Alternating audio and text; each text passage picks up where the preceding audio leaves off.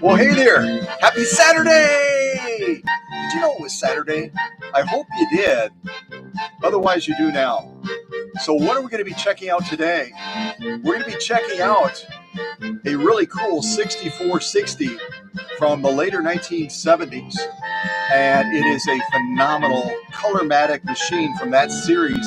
As you might remember, Colormatic was first introduced with the Husqvarna Viking Model 2000 right around 1960. And then they just continued to build on that Colormatic theme. People loved it. The machines were so easy to use. All you had to do was turn a couple of dials, match the colors, and you were off and sewing. So we're going to check this out now. We're starting with Cam B. Let's see what we can sew.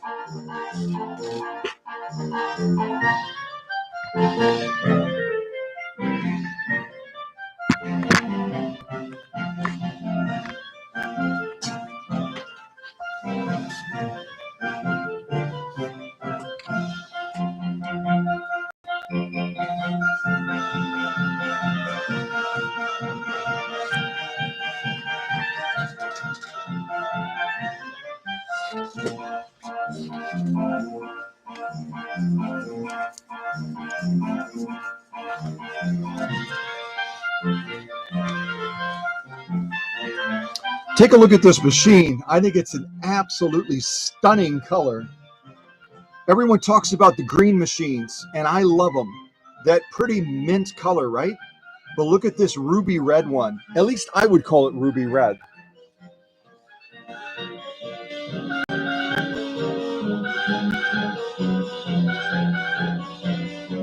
And just a quick walk around the machine as we're looking at it here. This is to drop the feed dogs. This is going to be your stitch width. And again, you're just going to match it to color generally. If you have it on 0 like we do right now, we're going to be doing a straight stitch. Stitch length up here and also reverse. And then over here, we've got our stitch selector from a standpoint of colors. Right now we have Cam B in the back, so we're going to be looking at sewing these stitches right here. And then the other cam we have is Cam D available as well. This one here. And the customer does have, she said she has all of these cams, but only sent the Cam D with me. And I happen to have Cam B in the workshop, so we're going to put that to work as well. But isn't that a spectacular looking machine? I think it is. Gorgeous, gorgeous machine. Obviously, our upper tension adjustment right up here. Let me turn this down just a little bit. I'm feeling like polka music today. So our upper tension, right now you can see we have it set right near to the sweet spot where that little red dot is here. The needle is going to be set with the flat side to the rear. And I'm using a Schmetz size 9014 universal needle today for our stitching. And then when you set up the bobbin and the raceway right down here, make sure that you put the bobbin in with the thread on the underside so that as it's distributing, it's going to be turning counterclockwise, okay? And I won't go over threading in the machine right now, but we might cover that during this live stream. Also, I'll show you the kind of thread that we're using on the back here today. We're using a Gutermann thread today, 100% polyester, and it's going to be a refreshing change from that 100% rayon that I was using the last time. Rayon is a beautiful embroidery thread, but it is so fragile and so difficult to adjust the machine to be able to use it effectively. So right now, without any more blah, blah, blah, let's put this machine to work. And what I'm going to be sewing on as far as material,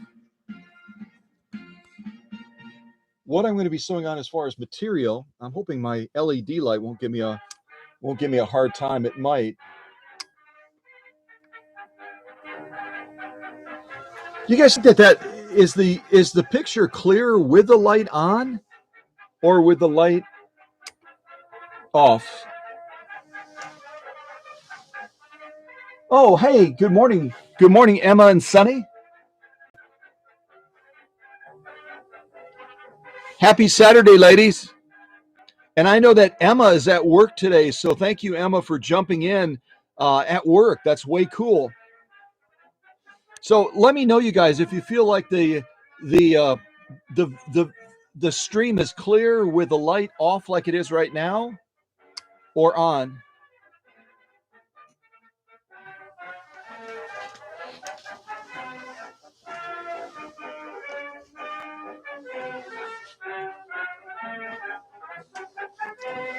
All right, let's put this machine to work, and I'll show you how to set it up as well.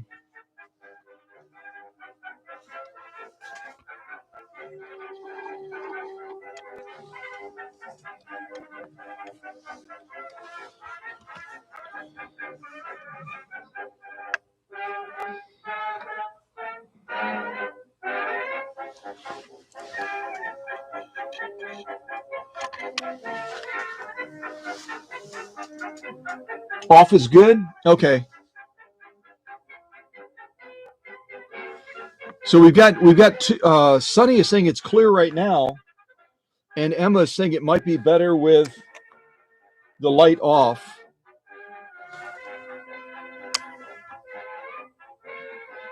That's the only problem with these LED lights is when you're trying to shoot a live stream or a video, they tend to goof around with the camera a little bit. So, okay, Sunny is saying it's good off too. We'll leave it off for now. You guys know me by now. I won't sew any straighter with it on versus off. So, so again, right now I'll just show you our controls again. Stitch width over here, stitch length, and our stitch selector. What we're going to start with is just a common straight stitch. So we're set up for it already. Set up with our stitch width on 0. I've got the maximum setting for stitch length. You can see right on 6. And then this is our general setting right here. You can use it for buttonholes, you can use it for zigzagging, or you can use it for straight stitches. So we're going to use that one right now. All right, let's check this out.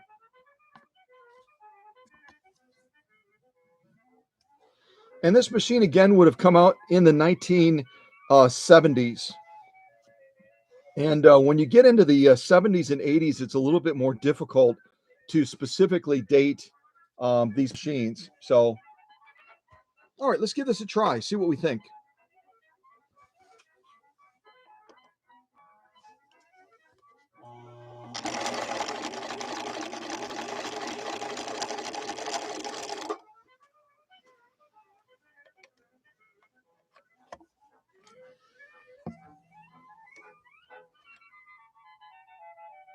Lovely, lovely stitching. Lovely stitching. It's kind of hard to see this red thread is the only downfall of it, though. It's harder to see unless you have a solid embroidery type pattern with it.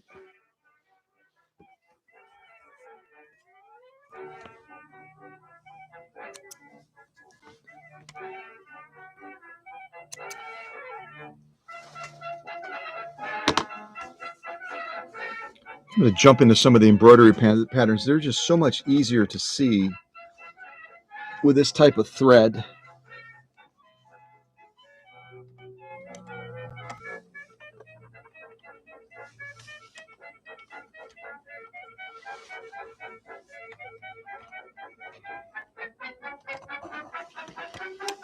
Oh, I see it's tangled a little bit.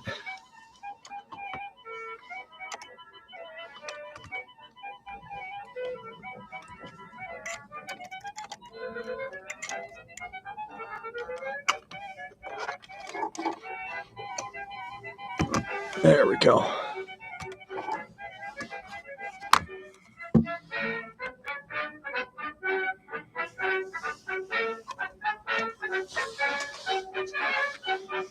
All right, let's do an embroidery pattern. This red thread is hard to see when you're doing general straights. Can you get it laid on a zigzag? It's brilliant. Matter of fact, we could do a zigzag next just to contrast it. So I'm going to take my stitch width from 0 up to right around 3.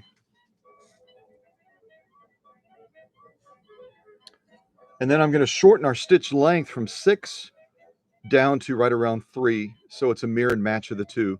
So we've got our stitch length set on 3. We have our stitch width set on 3. And we're not changing this at all at this point. We're just going to leave that as it is.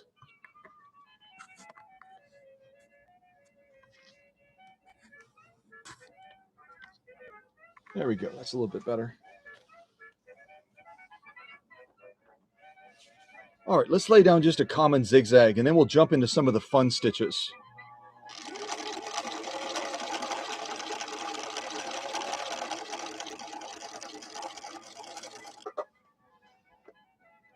Oh, that's so much easier to see when you have some deviation from the stitch instead of just the straight stitch. It's so much harder to see on this type of thread color.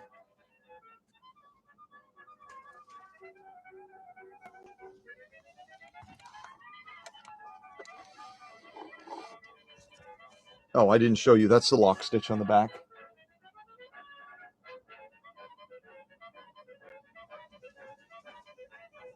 Yes, Sonny, the thread does match the machine.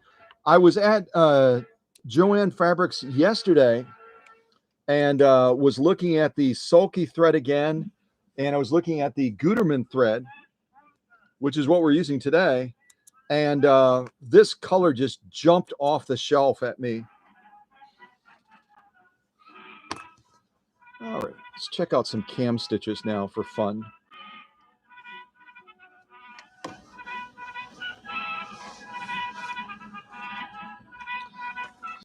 So to set it up for cam stitching, again, I've got cam B in the back right now. We'll do the blue stitch first.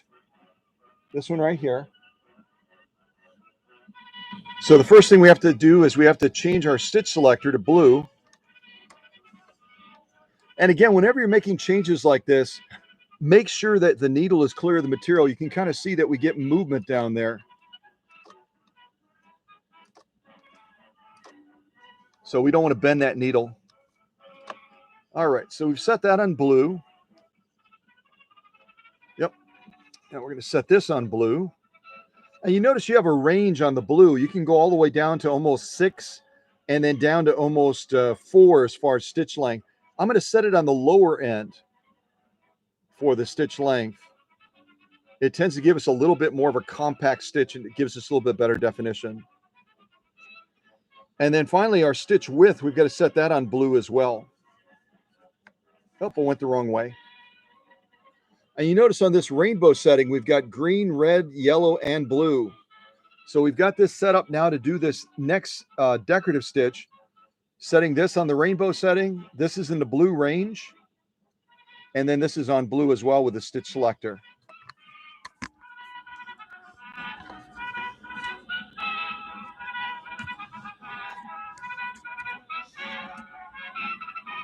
There we go.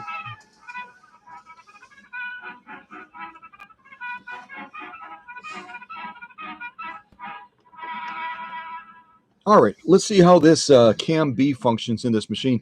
I did not pre-test this Cam B, but it should operate fine in this 6460. All right, here we go.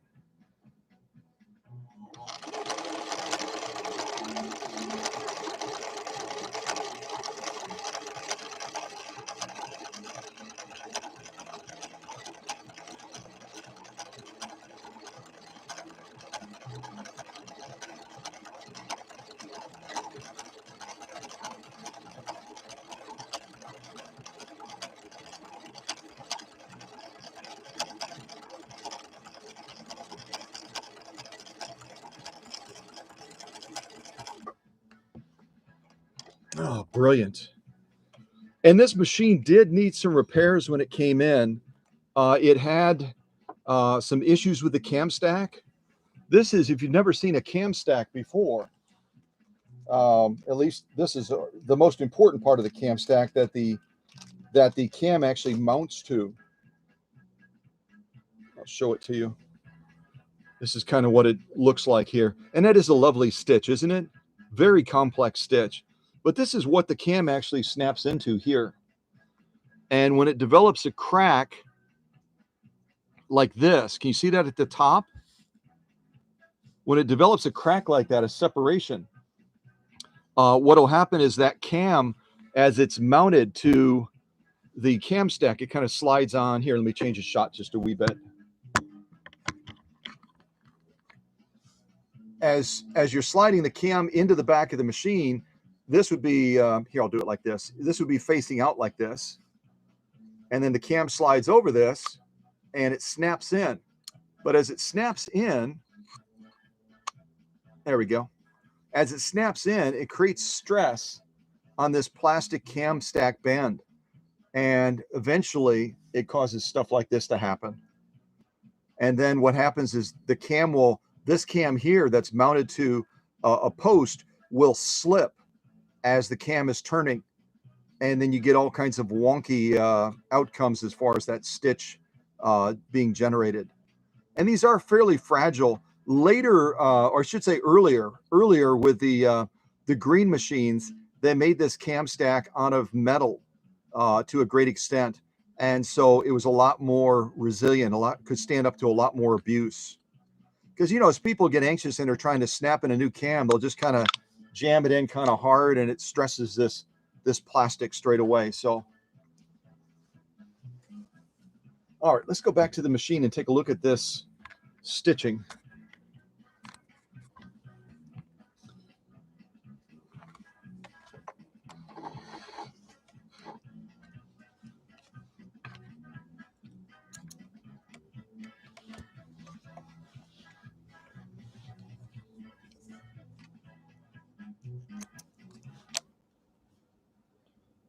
Yeah, we've got a sweet balance on that right now. Sweet balance. All right, so check this out. Tell me what you think. These are the stitches we've done thus far. The straight stitch, which is harder to see because of the color of the thread. Then we've got this first decorative stitch on cam B. We've got a standard zigzag and then obviously a straight stitch. So let's do some more decorative sewing with this. I'd like to see some more of these cam B stitches because I did not pre-test them, just to see what we think of them. Yeah, it's a pretty good shot, I think.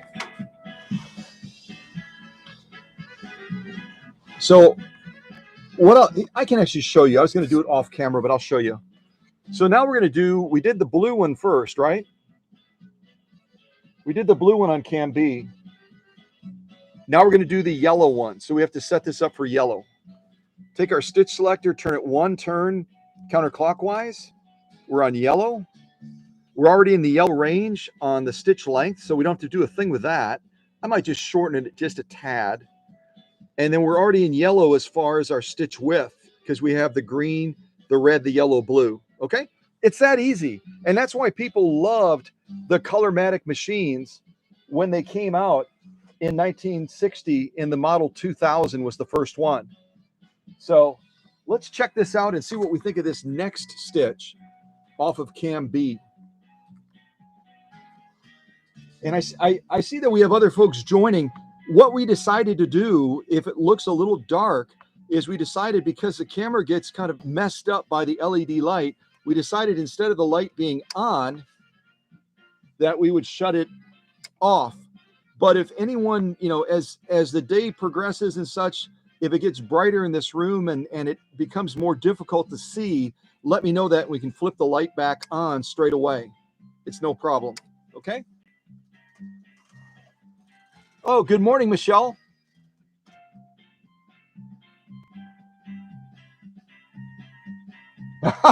I like Sonny's comment. The feed dogs are doing the hokey pokey. I love it. Sonny, you are an original. It's so great to have you in these. All right, so let's do this next stitch. Again, the stitch we're going to be doing is the yellow stitch on cam B, and I'll show you what it looks like after we sew it. Okay, take up arms all the way up. Let's give this a go.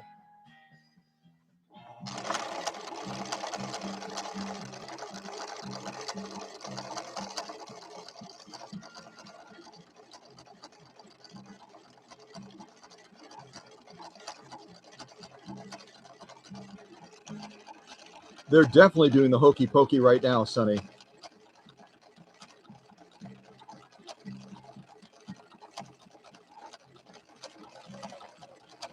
It kind of reminds me of that Kenmore that we just had on the live stream. That Kenmore was doing the same thing as it was manipulating the movement of the fabric back and forth with the feed dog movement.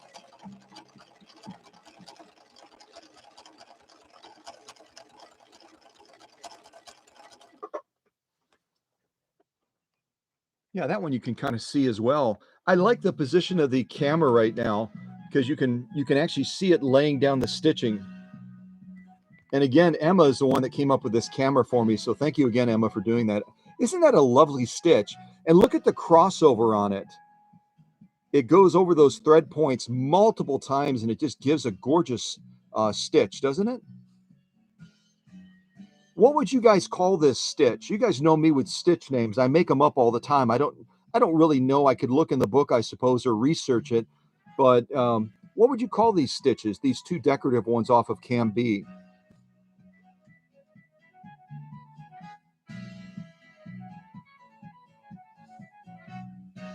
Let's take a look at the lock stitch as well. And again, the needle I'm using today is a size 9014 Schmetz universal needle. I'll show you kind of what the packaging looks like if you want to pick up a set at say a Walmart or Joann Fabrics or something like that. This is the needle we're using today. And universal needles, again, are engineered to be basically, they're very diverse needles. They're able to sew on practically any material that you can imagine. 9014 is about mid-range. It's a little bit bigger than you would normally be using for embroidery type stitching. We'd usually be in the 70 or 80 range. But 9014, I've got a ton of these and I love them. So I tend to use them pretty much for everything. And then again, the thread we're using today is a Gutermann thread. It's 100% polyester. And I did pick it out as Sonny had noted, I picked it out specifically to match this machine. So here again is our stitching. Let's see, come back just a little bit.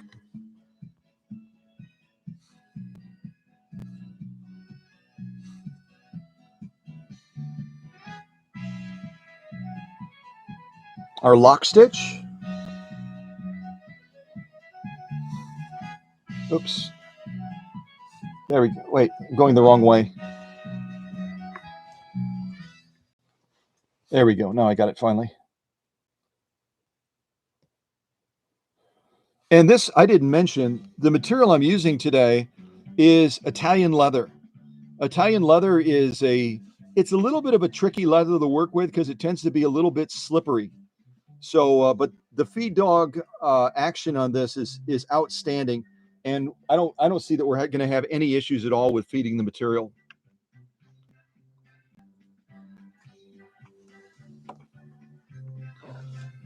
All right, let's get this back into place and go on to the next one.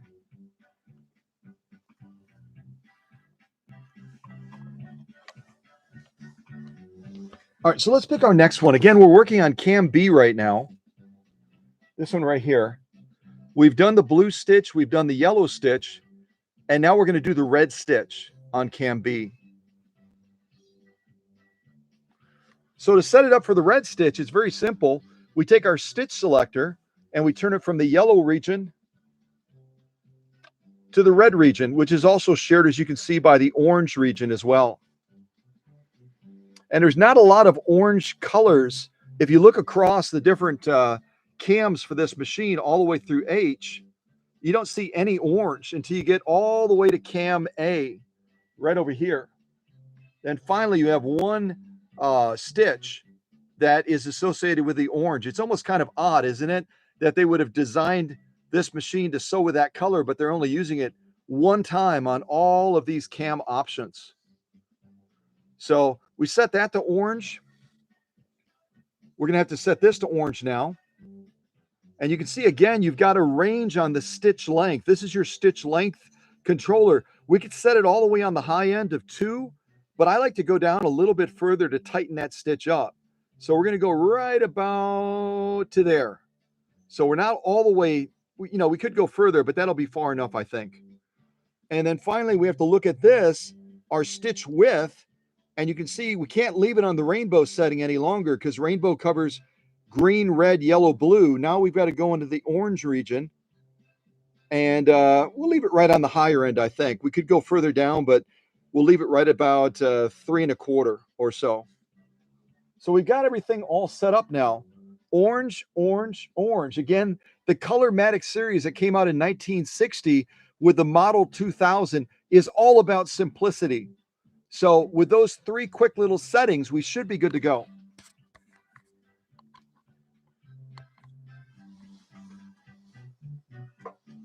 All right, get my take-up arm all the way up, and let's lay down this next stitch. This, again, is going to be the red stitch.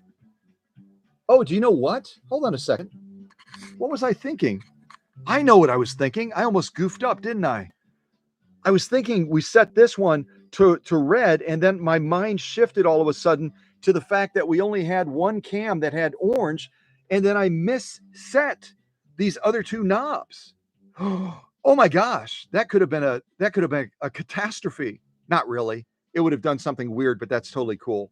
So I have to change this one. Look at that. I'm in the wrong region. And they even made it simple for me, and I still goofed it up. So now we're in the red region at last. Ha ha ha! Did any of you catch that? I'm wondering. So now we do have to go back to the rainbow setting, which is red. I got all fixated on the fact that Cam A is the only one that uses the orange color. Now we're set. Red, red, and red. Oh, thank goodness. A major catastrophe averted at the last second. How exciting.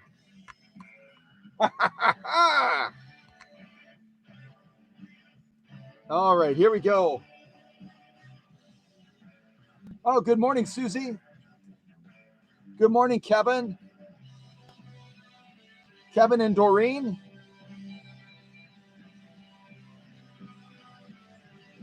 I know between Sunny and Emma and the other moderating team, they'll certainly greet everybody as they come in, so I'm not too concerned about that. Well, I asked for polka music, and we've got rock and roll on all of a sudden. This is crazy. All right, so now that I finally got it set up right, let's try this red stitch on this very pretty red machine with this very pretty red Gutermann thread. Here we go. Yeah, baby. Let's do it. Let's do it. Take up arm all the way up. All right, here we go.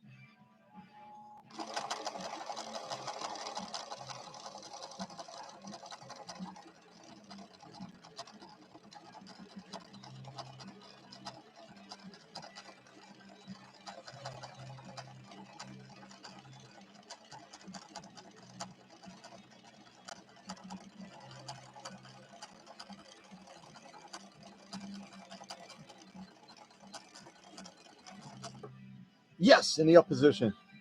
And if you're joining us late, what we're sewing with is a size 90-14 Schmetz universal needle.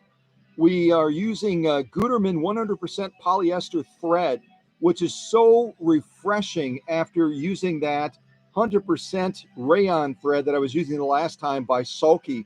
Nothing wrong with the Sulky brand that also comes out of Germany, but that 100% rayon, if you've ever used 100% rayon thread before, it is a booger to try to get that tension set up properly. And this stitch that we just laid down is the red stitch. I had to finally get it right. I got fixated on the orange, as you know, and then I started to set it up wrong. So thankfully I figured it out. But here's our stitch right here. What would you call this stitch? Everyone comes up with different names that are spectacular. We've got that stitch, that stitch, that stitch. You come up with your own name for it. This almost seems like a peak and valley stitch, doesn't it? Almost like a mountain stitch, kind of like you're going up the hill, you're coming back down the hill, etc. I didn't know what this would be called. Is it called a rick-rack or a ticky-tack or something like that? Whatever it is, we could come up with a fun name for it for sure. And then we've got this decorative stitch as well off of Cam B. Again, we have Cam B in the back of the machine right now. The customer sent Cam D, which we will eventually put in to the machine on the brand new cam stack that I installed, because the other one was cracked. If you joined us a little bit late, this is what a cam stack looks like in the rear of the machine, and the cam slides over this end and then snaps into it. Unfortunately, Husqvarna Viking made this a very thin plastic, and over time, plastic becomes more brittle, and then eventually it develops a crack like that. And when it develops a crack like that, what happens is this is mounted onto a basically a worm gear type extension that comes off of the main shaft. And as it's turning, then this will tend to slip on the main shaft, and then the cam does not get the right reading, and you get all kinds of goofy stuff happening as far as stitch output. So I put a brand new cam stack in the back of this machine for Kelly. And if I didn't mention it yet, this belongs to Kelly, who is I wouldn't say a local lady, but she's not a million miles away either. And I've got her information somewhere, but that belongs to Kelly. What did I do with her information? Well, at any rate, it's somewhere around here. So thimbles pattern. Okay. Ooh, I like China Wall Stitch. Isn't that a cool name? I'll bet you China Wall Stitch is better than anything Husqvarna ever came up with.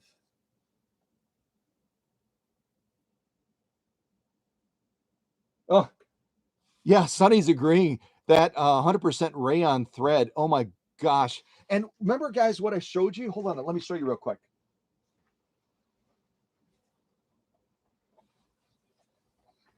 This is my special little box for the fancy threads, right? Let me bring this up a bit. This is my fancy box for the fancy threads. And when you go into a Joann Fabrics, or you go into, let's say you go into a Walmart or any of the other places you might buy some of this stuff, you notice how Sulky, which is also a German-based company, they basically mimicked what Gutermann was already doing with their thread stack. So if you see these on the shelf and you're in a rush to get through the store and you just eyeball it, if you're like me, when you go through a store, sometimes you buy with your eyes.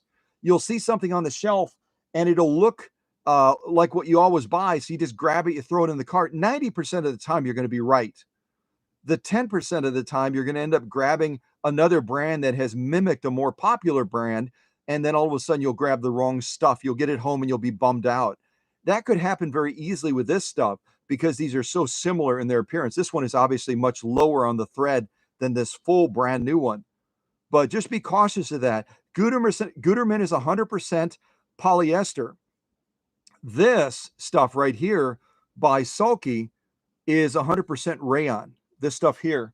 And rayon, even though it's rated at 40 weight, this stuff, the blue stuff, it is so prone to breaking. You've got to adjust your upper tension way down.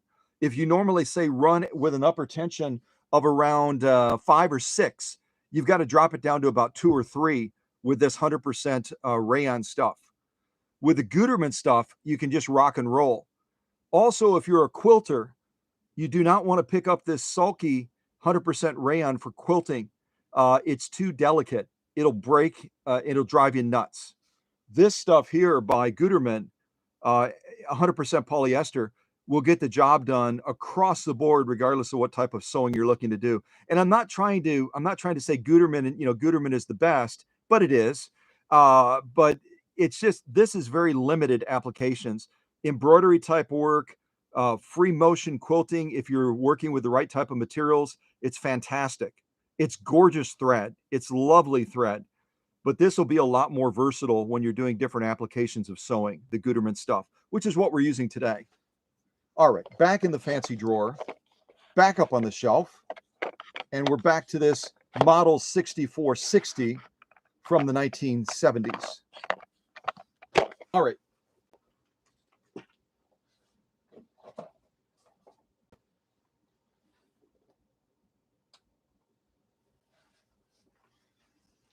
Okay. So I think you came up with some great names for these stitches, better than I'm sure Husqvarna did. So let's do our last stitch now. We did all of these stitches, 3 of these. We have 1 left, the green stitch. And hopefully I don't get distracted by another color and almost set the machine up wrong again. That would be horrible. All right, let's throw that to the rear. Oh, I got to show you the lock stitch too. Sorry about that. There's our lock stitching on the back. No difference. Again, the lock stitch is always more difficult to create because of the friction factor. And this Italian leather we're using is very slippery. And it's also, as you can see, it's got a fairly heavy nap on the back. So not an easy sew off at all. But this machine is very strong. This machine, if I didn't mention it, I know I didn't mention it, it comes with a 1 amp motor. And again, a 1 amp original Swedish motor. So it's got a lot of power, a lot of power. Let's do this last stitch. Last stitch on cam B.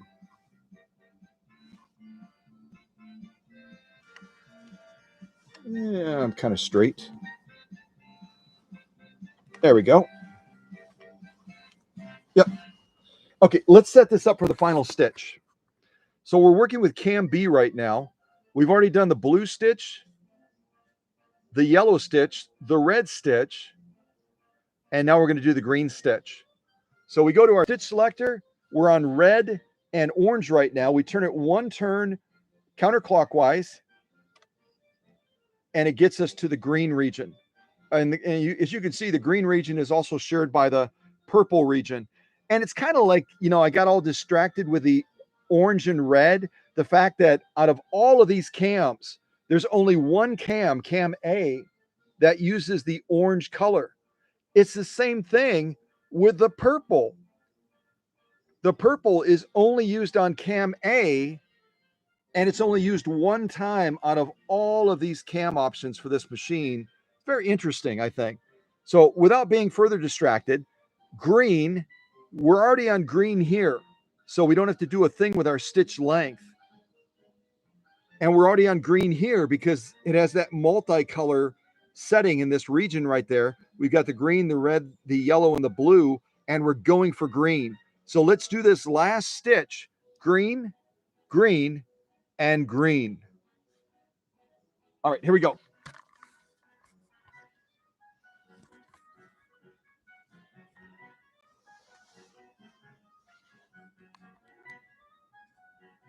There we go.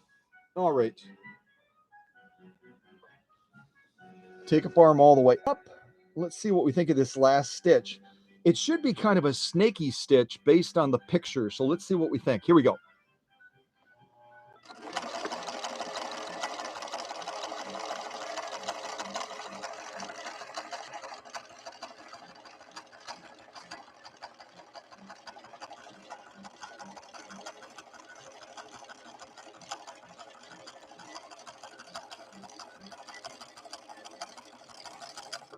Oh, down position. Bummer. Perfectly ended with a song, though. That was neat. This is our next one right there.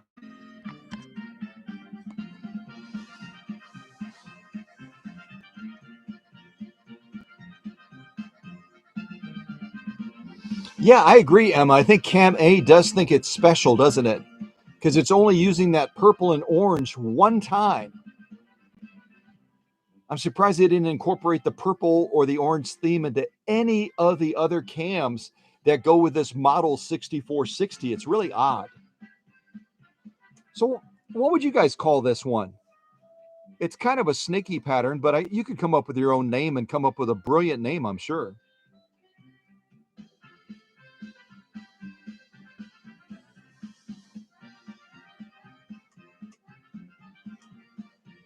All right, let me take this out. We'll take a look at the back at the lock stitch. I do like Gutermann thread. Is anyone else a Gutermann fan when it comes to their thread? They make some of the finest thread in the world. They really do.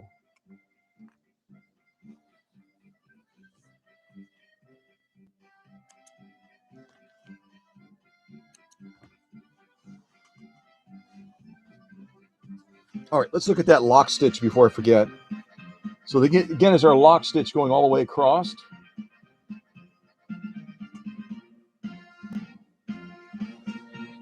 Yeah, I like that, Sonny. Waves on a lake it sounds brilliant. It does kind of look like that, doesn't it? So we have finished Cam B already. We've gone through all of the stitch options on Cam B. We started with this one. We then went to this one, and lastly, we just did this one over here. And again, we set the machine just to the colors. We started with blue, we went to yellow, we went to red, we went to green, and you're done. It's that easy. And that again is the brilliance of the Colormatic design being set up to make the end user not have to use as much brain power when they're trying to set up the stitches. Some machines, even the computerized ones, can just be a nightmare when it comes to setting them up to sew. Not so with the Colormatic. It's so much easier to use. So now let's go from Cam B over to Cam D that the customer sent with the machine, and we'll check that one out. And I think I've got some other leather that I can use. Actually, you know what? Before we go to more leather, let me involve you guys in something. So I've got a number of different 100% cottons that we can try out. I've got this color cotton. Again, this is 100% cotton. It's like a fat quarter that I picked up at Walmart. I've got this burgundy one. So we'll call this number one, okay? Number one. Number two, the purplish one. I've got like a pinkish color one, or what would that? It's almost, what color is that? Is that like a mauve almost? I don't know. But at any rate, that's our next color option. This one here. Then I've got the blue one. And then I've got, last but not least, the purple one. I don't know if you can see that in the shot or not. Is that color showing up? It's hard for me to see it on the screen. That color isn't showing up very well on there, is it?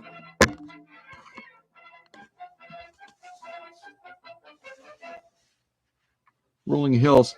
I don't know why that color isn't showing up. At least it isn't on my screen. Turn this other light on temporarily. That doesn't help. Maybe if I set it up on the machine, it'll do better.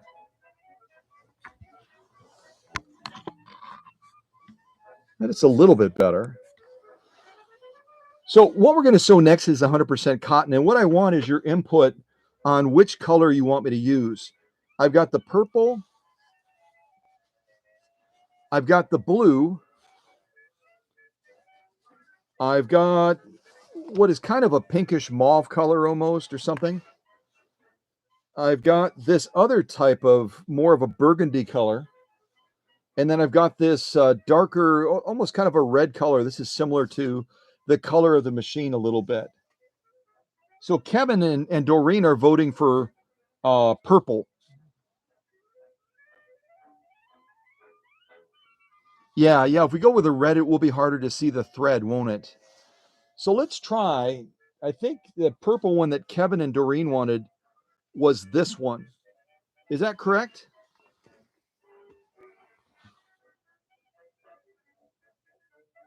Kevin and Doreen, is this the purple one you want me to try? Okay, and Susie is saying purple as well. So let me cut a strip of this and we'll buzz down this.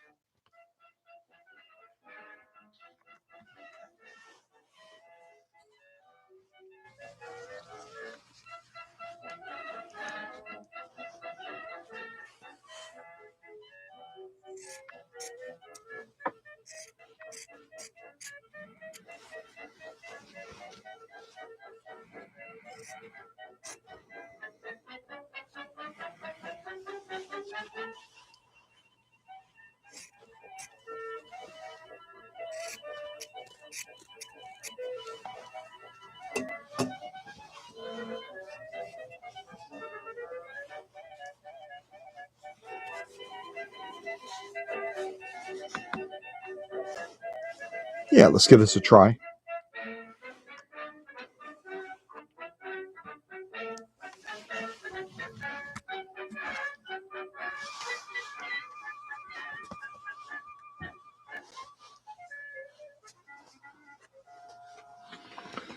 Okay, so what would you guys like to see on this? I still have Cam B in the back of the machine right now. What would you like to see me do with this 100% cotton? Do you want to see a regular straight stitch and a zigzag, or should we lay down a decorative stitch on it? And if so, which stitch would you like to see me try to sew on this 100% cotton?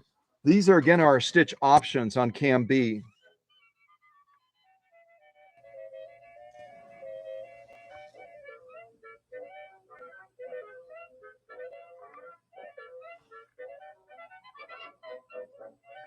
There we go. So do you want to see the blue stitch, the yellow, the red, or the green on this 100% cotton?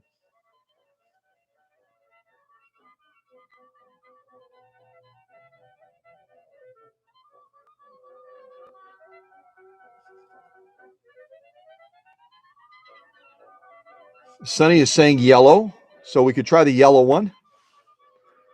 And we could certainly do more than one.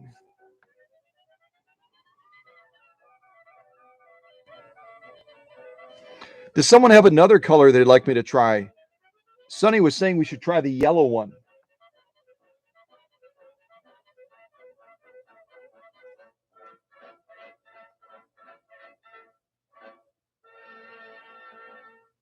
Okay, with no one else picking one, I'll do the yellow one for Sunny, and then I will try. Okay, now we do have a vote from Emma saying go with the green on Cam B. So we're going to do yellow and green on this 100% cotton purple material.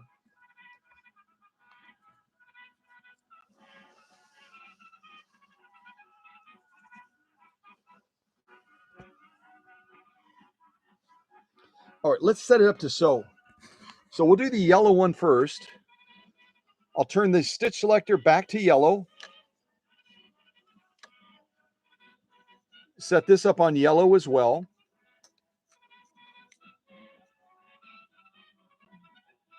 And again, I'm going to set it on the lower end of the stitch length. Right around there, I think should be pretty good for the yellow one. And we're already on yellow on the stitch width. So yellow, yellow, and yellow. Here we go.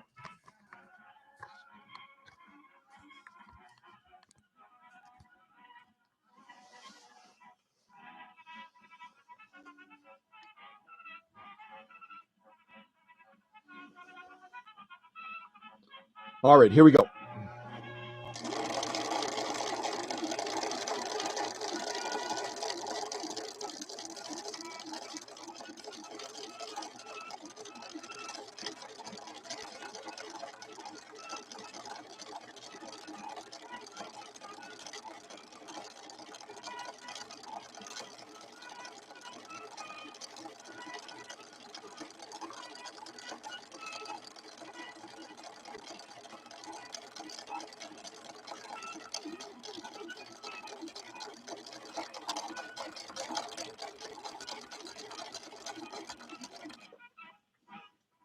Trying to see if it's feeding. I don't think it's feeding. Hold on a second.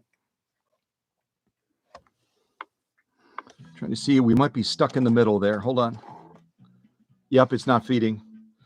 All right, we're going to have to try this again. And I'm going to have to adjust my presser foot pressure.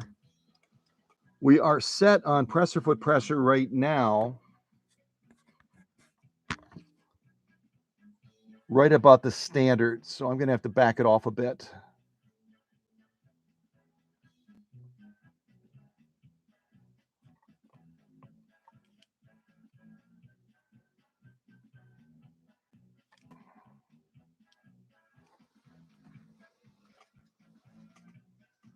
All right, take two. Let's try this again.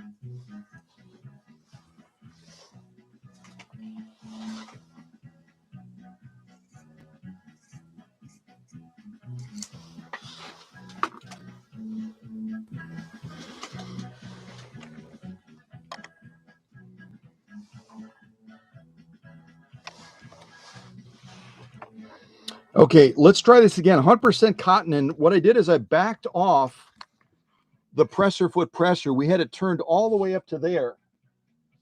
And I brought it down quite a ways. So let's see if that allows that material to feed a little bit more evenly.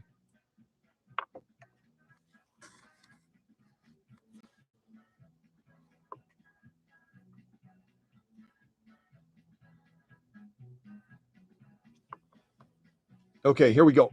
Yep, yellow, yellow, yellow. Got it. Okay.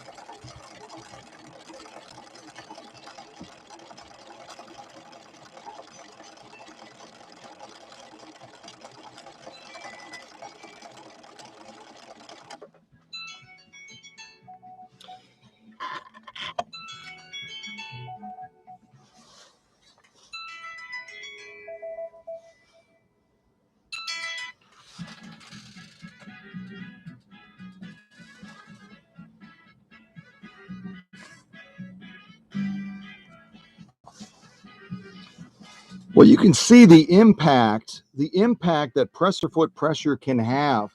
And we still may not have that presser foot pressure just exactly right. But with it set too high, we were getting some major bunching with this 100% cotton. And the result was we weren't getting proper feed. And with as intricate of a decorative stitch as this, it wasn't executing it properly. I still don't think we're at 100%, but we're heading the right direction with it for sure. Beautiful stitching. Let's take a look at that lock stitch as well.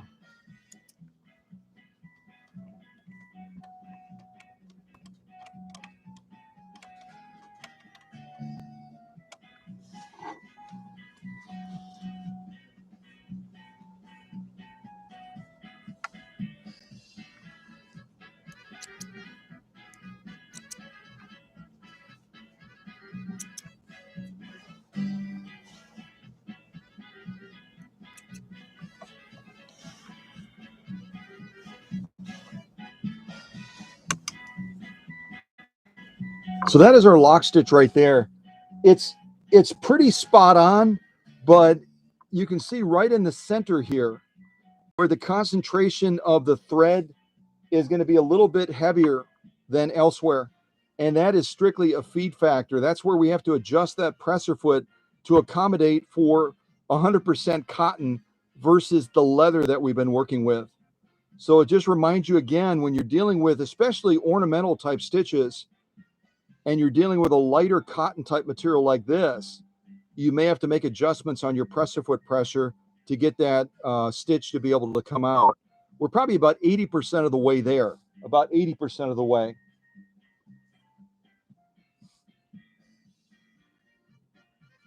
So let's do our other stitch that Emma picked out. I think she picked out the green one, didn't she?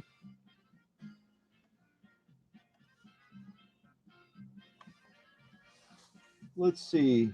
Yeah, Emma picked the green one. So let's set it up for the green one now on cam B.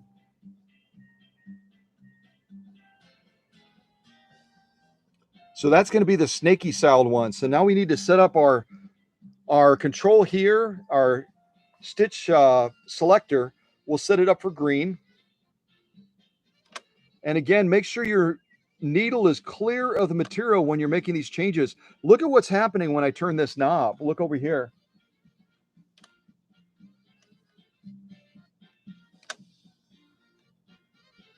Some major movement. So always keep your needle clear of the material when you're making changes on something like this with a stitch selector. Now we need to take our stitch length over to the green region. So we're going to be coming right about down to, I'll probably go on the higher end because we're dealing with a cotton. It's gonna have a little bit of a more of a feed challenge. We won't make it quite as short as we normally would, but we'll still set it in the green region. So green, green, and we're already on green on our stitch width. So we should be good to go to get this next stitch done for Emma. Emma picked the green one.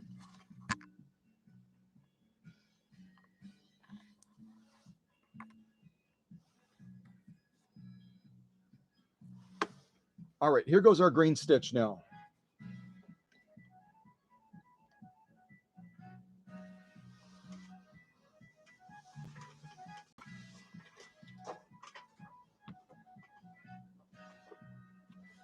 Okay, here we go.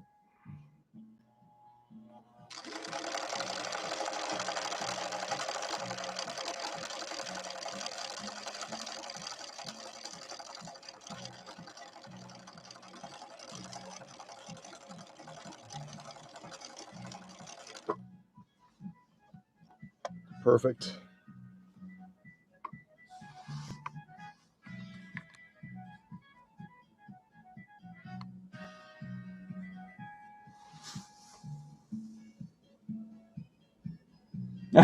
Sunny's expecting green thread. I love it.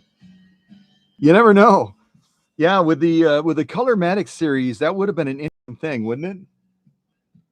So the thing that we learned, which I think is incredibly valuable, is when you set a machine up, as you change different material types and you go from one fabric to another, you're going to have to sometimes manipulate either tension areas or you're going to have to manipulate presser foot, because the first attempt to try to sew this 100% cotton using the presser foot pressure we had set up with leather, it was a total failure. It was a total failure. The material was bunching up because there was too much pressure down on that 100% cotton. We lightened up the presser foot pressure considerably, and we were able to at least start tracking the direction that we wanted to go. We're not quite there yet, again, on this more intricate stitch, but it worked nicely for this stitch that Emma picked out.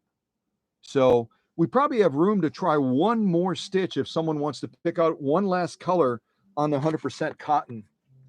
These again are going to be our options right here. We've already done yellow. I think we did yellow, didn't we? We did yellow and green, if I'm not mistaken. So we have red or blue. Which one would you like to see, the red or the blue one?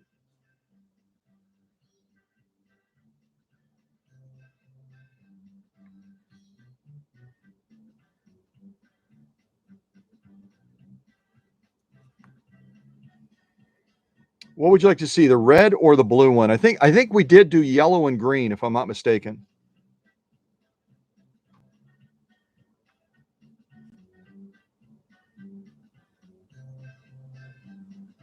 There we go. It's finally focusing. Okay, and Sunny is saying she'd like to try the blue one. So we're going to try the blue one. And that is an equally intricate stitch. So we'll see how we do with it on this 100% cotton.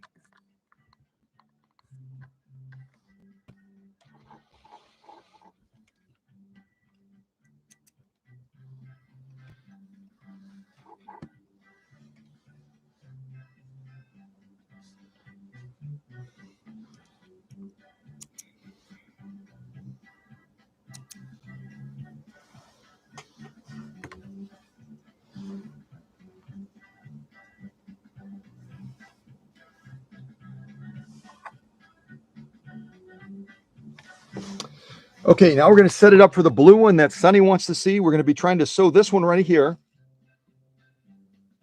on the 100% cotton. Yep, that one right there. All right, so let's set this up for blue now. So on our stitch selector, we've got to go to blue. Now we're on blue there. Then we have to take our stitch length over to the blue region as well. And you can see we've got a range from about 6 down to 4 almost. From 6 down to about 4. And because we're dealing with cotton, I'm probably going to go on the higher end of that as far as the stitch length, right around 5.5.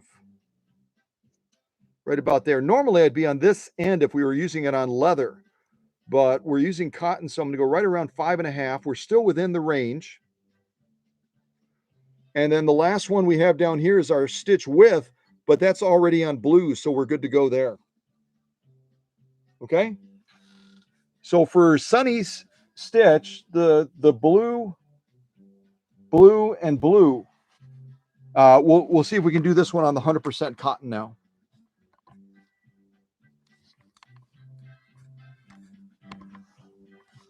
And again, the material color was picked out, I believe, by Kevin and Doreen. The purple one, right?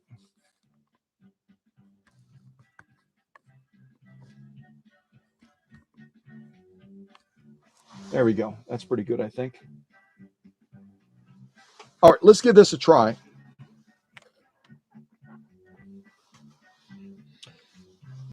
This one I'll have to really watch the feet of it because it incorporates a lot of needle swing on this one, a lot of needle swing. All right, here we go.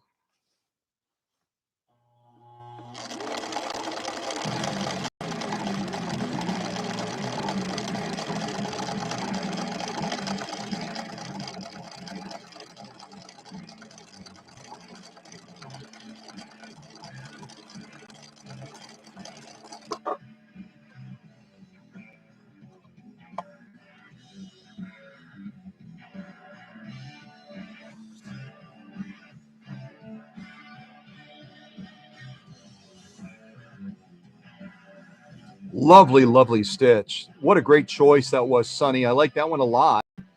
And now that we've got the presser foot pressure where it needs to be,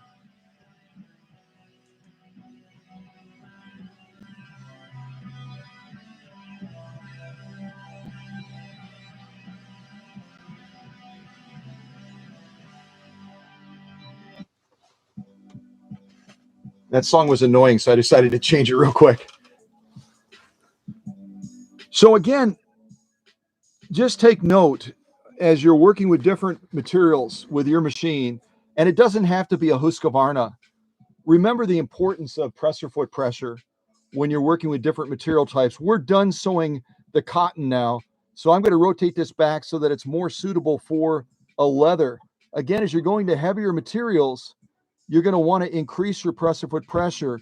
As you're dealing with lighter materials like cottons, silks, and satins, you want to back off your presser foot pressure down into this region if you have this same model.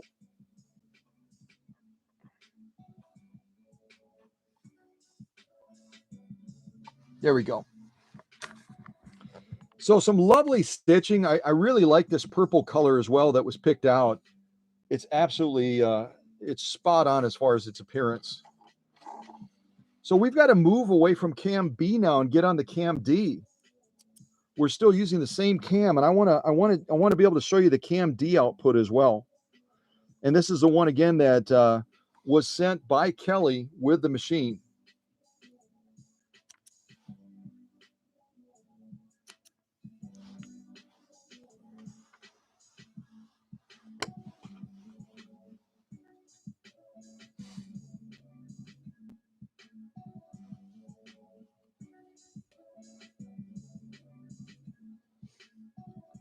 Yep. If we were sewing a bunch of this, we'd be able to get that presser foot pressure just spot on. And then we'd have even, just like we got here and here. But this one is so much more intense that the material feed just wasn't, it was kind of, kind of stuck there. Its tires were spinning a little bit. And with the tires spinning, as it started to move that material forward, we got a higher concentration there in the middle. But all in all, as we were experimenting with it, we got a great outcome. in the end. Yeah, I like it.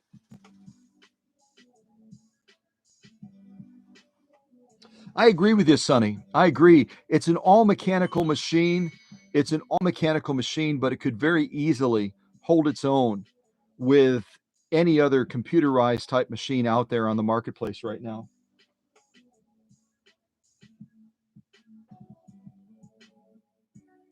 Oh, yeah. Susie is saying she also has to make subtle adjustments with her Kenmore 158 when she's doing cam generated stitches. And it depends on the stitch too, doesn't it? It depends on the stitch where if you're sewing on, say, 100% cotton like we are here, you you may have to make little or no adjustments to stitching like this, these two. But as you move into the more intricate ornamental type stitches like this one, you may have to do more tweaks on that presser foot pressure or that upper tension to allow for that needle movement. Whenever you're dealing with a lot of needle movement, it's putting a stretch on that thread, even if it's 100% polyester.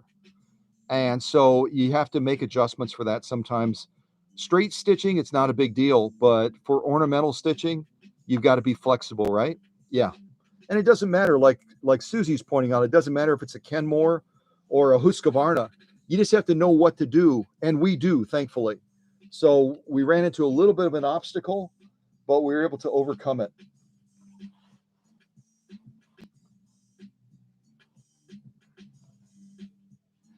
Okay, let's move on to Cam D at last. So the first thing I'm going to do is I'm going to extend that cam stack all the way.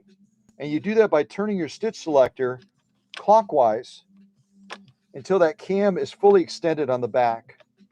So you can see right now, I'm going to set this down so I can have both hands. See right now we've got our cam fully extended on the back. This thread's a little bit in the way. That's the only criticism I would offer is when you're trying to take cams in and out, the thread line runs right across it like this. So probably the easiest thing to do is just pull that thread off temporarily and then grab this and again, just pull it out straight.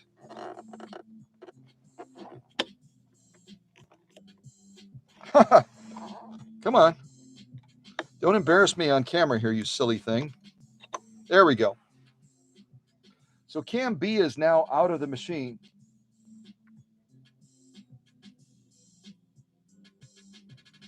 And now we have to try to snap cam D in. So that's what we're going to concentrate on next. And cam D, you notice the color orientation on this 6000 series machine.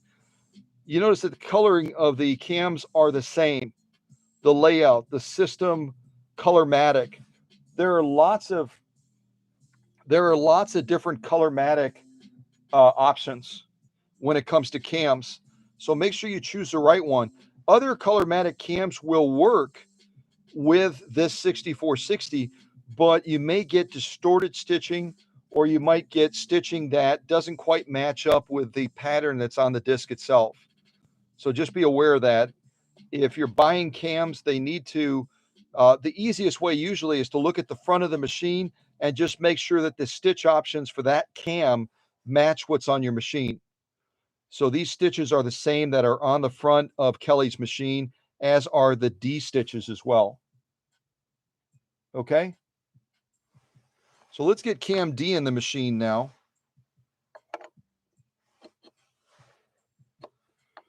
And what I usually recommend is you just kind of rotate it gently until it pops into place like that. And you can tell the action when you're pushing on that. You don't want to be jamming it hard. You want to just gently apply pressure until it snaps into place like you just saw me do there. So now we're going to be concentrating on cam D. Let's see what our options are. And then I'll have to cut some more leather. So cam D is right here.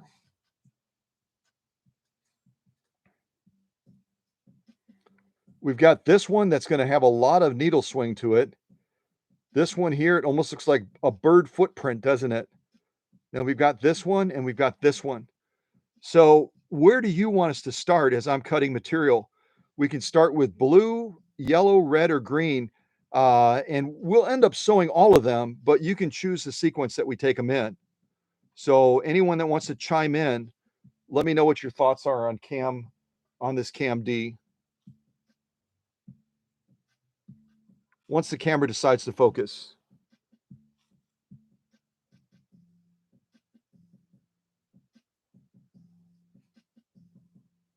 Still not focused yet. It's getting close. There we go.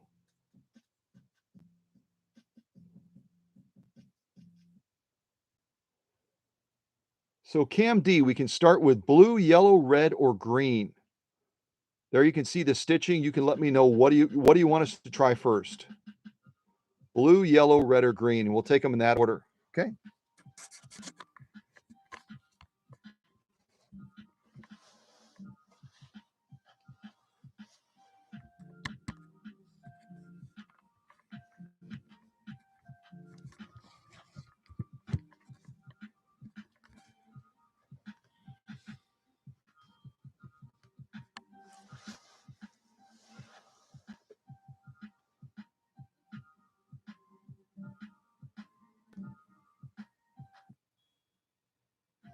Sunny's cute.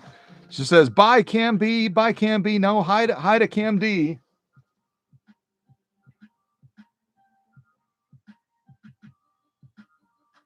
Yeah, you can use interfacing or stiffener when you're sewing some more tricky, lighter materials like silk, satins, or cottons. Um, I generally don't use them. You certainly could, but really what I wanted to highlight with the challenge that we faced where we were having feed issues with that 100% cotton is you can make mechanical changes to the machine as well that will help you to overcome the obstacles without necessarily adding a stiffener or a stabilizer or something like that. But we're going to start with Susie's wanting to start with red. So we're going to start with the red one on Cam D, and then we will migrate to some of the other stitch colors. And I still have more space left on this Italian leather, so I'm probably going to go ahead and use it.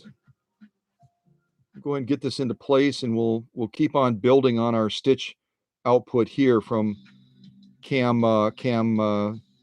B.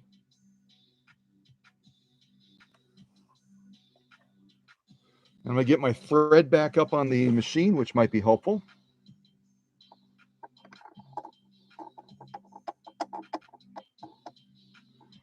Okay, so we're all set there.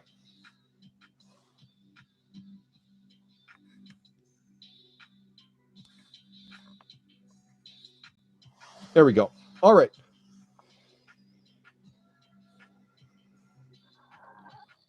Get this positioned. Okay, now let's set the machine actually to sew that red stitch that Susie wants to see, okay? So Cam D is again the one that we're sewing on right now.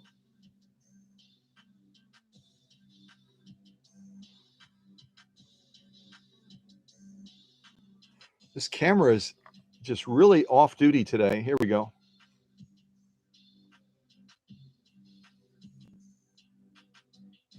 Okay, let's set it up now. So we're going red. We're going to take our stitch selector.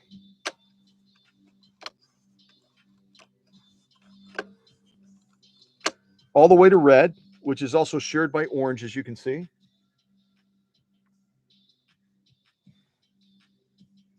We're going to change our stitch length to red.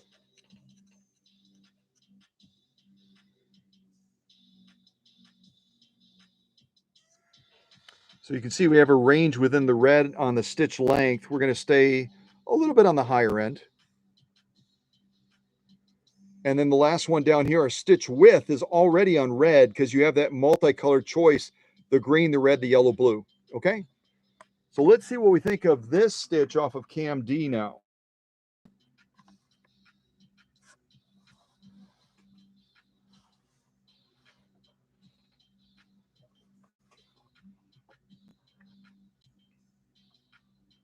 All right, here we go.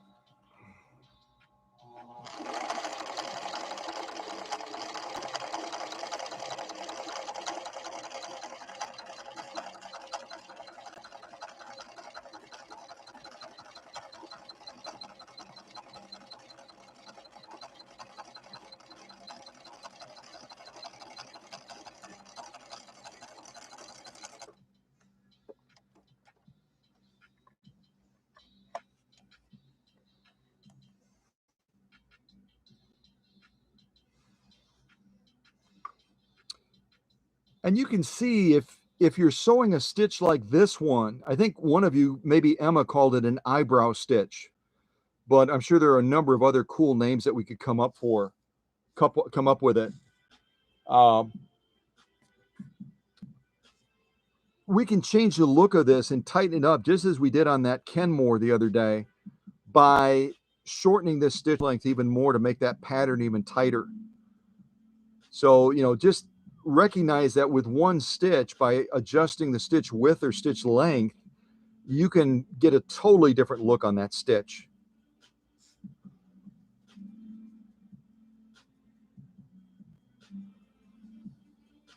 Would you like to see this same stitch that Sunny picked out, or excuse me, Susie picked out?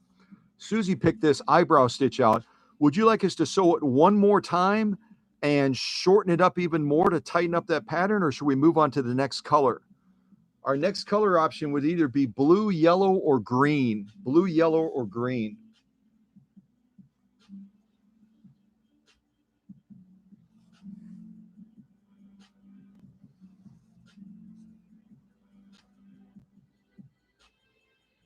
Yeah, I would agree with you.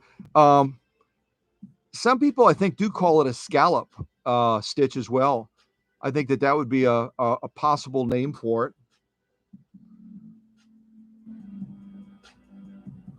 And we're going to change the look of it and make it look more like a scallop stitch if we shorten it up. What do you guys think? Should we sew it one more time and shorten the stitch length, or should we move on to the next stitch color? Okay, Sunny is wanting to shorten it up. So let's shorten it up and try it one more time.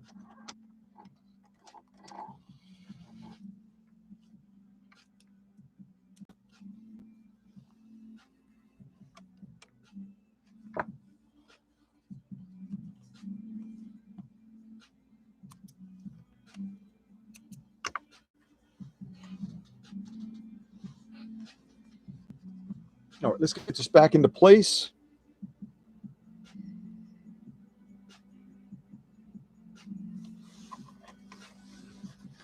All right.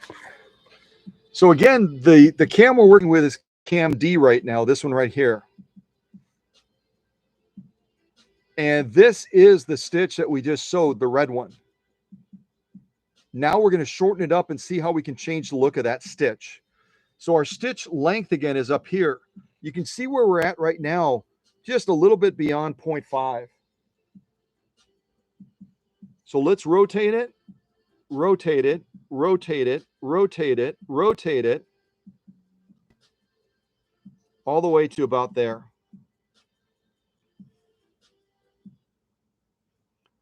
So let's see what impact we can bring now to the look of that stitch.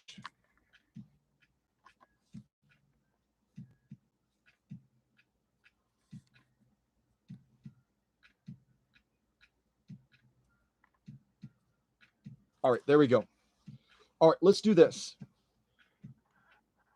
This is going to be the stitch that Susie picked out, and now we're going to make it modified by shortening that stitch length based on Sunny's request. So Sunny and Susie are driving the train here, which is pretty cool. All right, here we go. Let's see what impact we can bring, if any, as we're laying it down on this 3 ounces of Italian leather. Here we go.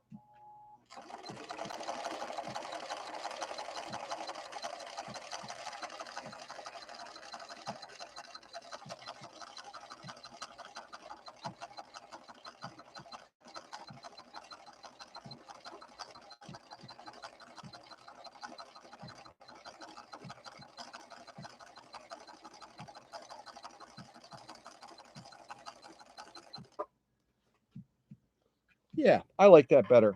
I think that's the right choice. I think that's the right choice for sure. Although we could even shorten the stitch width too and change the look of it further. They're going to look really close the way they are right now. Really, really close. Could probably even sew it one more time, even shorter.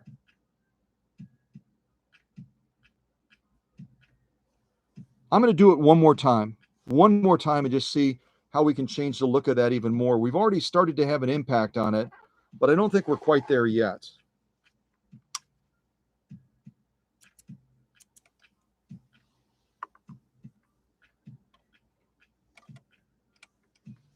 Let's do it one more time.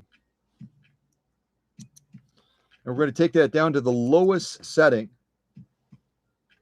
that we can get away with this Cam D stitch.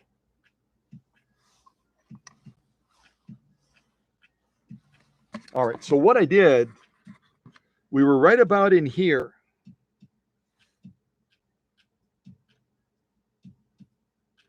And we're going to take it all the way right to the edge.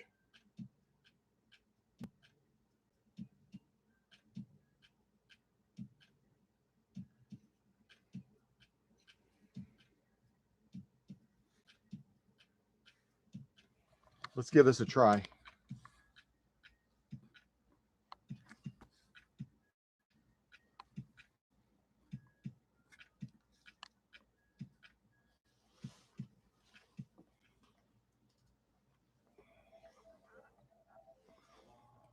All right, here we go.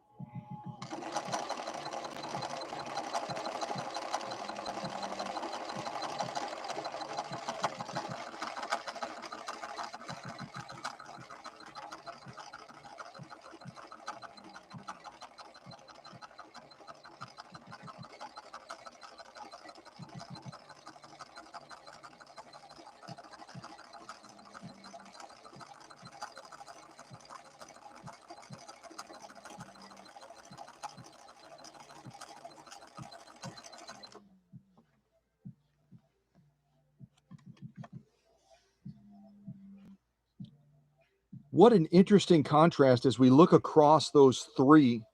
We started with a much longer stitch length over here. We then tightened it up a little bit more for that middle one. And then finally, we just tightened it up for this one. I think this is where we want to be, right? The one on the far left, is that the one that you like the best?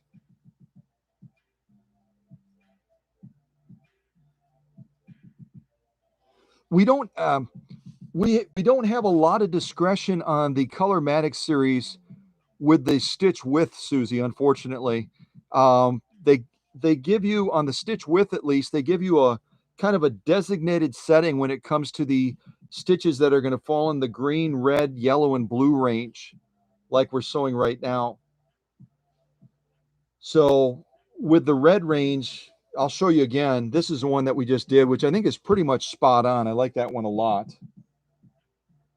Yeah, favored one on the far left. We finally nailed it. We started here, we went to there, then we finally, and that's generally the right rule when it comes to ornamental type stitching, is you want to go with the shortest stitch length possible to really tie that pattern up and give you the best clarity of stitch and definition, which we finally got to on this last row. It's neat to see the progression though, isn't it? That one, which is absolutely spot on. But again, Susie's session makes a lot of sense, right? She said, what could we do with the stitch width? Unfortunately, when you get into the stitch selections that we have here that are green, red, yellow, and blue, you don't have really any flex room in there. You technically, I guess you could try going outside of the boundaries. This is our setting. We could try going outside of the boundaries and pushing it over into this range, which would give us a more narrow stitch. Here we've got a huge range up in the stitch length. We started originally, I think, way over there. And then we were able to migrate all the way to the edge of space right over there with the stitch length. We could try this if you guys want to. Normally our setting for the width will be in this targeted range right there, but we could just kind of tweak it over a little bit and try one last stitch row with modifying the stitch width. Should we give it a go?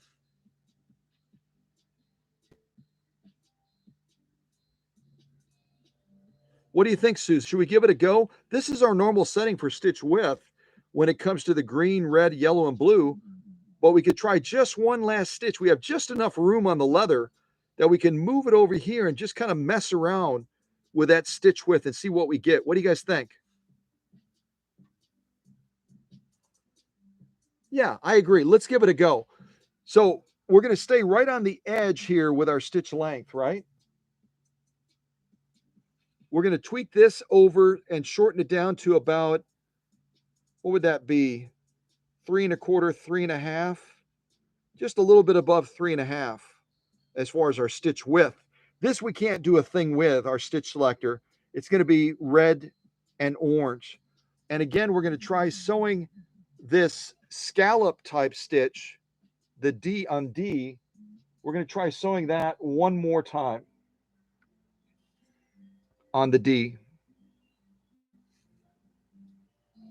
Once my camera decides that it's going to, yeah, let's be nice. Okay, camera's being goofy, so we're just going to ignore the camera. And I think I might be able to squeak one more stitch on this Italian leather so we can see the progression. It'll be a little bit snug, but we'll just pull our arms and feet in and wait until the ride stops, you know? Yeah, we got plenty of room on the top, but a little bit tighter on the bottom. That's fine. Oh, I didn't show you the lock stitch either. I should do that. So here's our lock stitching all the way across. It's our last scallop pattern right there that we just did.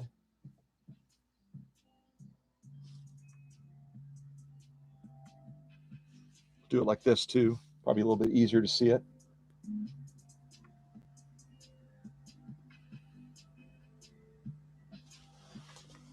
Okay, let's go to this final stitch. What we've done here is we've maintained pretty much everything else, but we are adding the dimension now of making it more narrow. So I'm going to start down here where I've got enough room to work with. Get that positioned as best as I can. Press your foot down. Okay, so our final stitch now, with regard to cam D, as far as the red stitch at least, we're going to try it one last time. We've got it at the lowest setting for stitch length. We've also modified the stitch width now as well. And Susie had suggested that. I think it's a brilliant suggestion. We'll see what outcome we get with this stitch. It opens up our eyes to new possibilities when we operate outside of the box a little bit, doesn't it? All right, here we go. Final attempt to sew this scallop stitch with a narrowed stitch width. All right, let's give this a go. Here we go.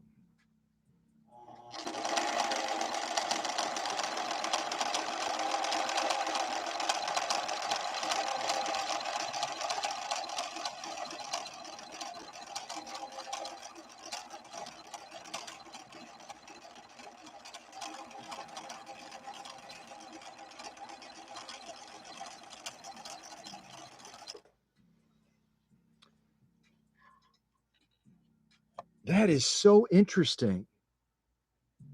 That is so interesting.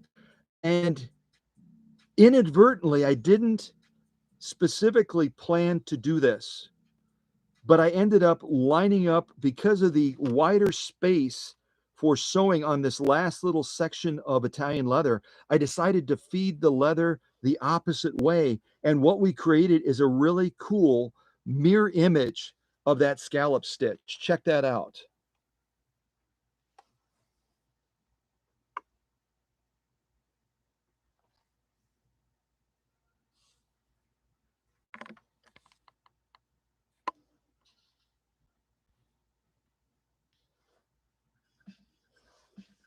Isn't it wonderful how sometimes we can do things and we don't really think about specifically why we're doing it or what we're doing, but all of a sudden we'll get an outcome like this. It gives a really neat mirrored effect that we wouldn't have otherwise had.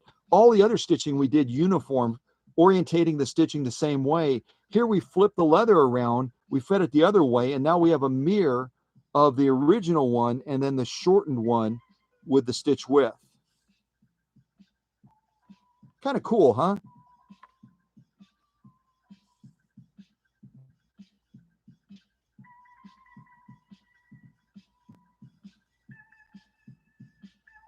Yeah, Susie's saying it looks like the arc might be a little bit larger.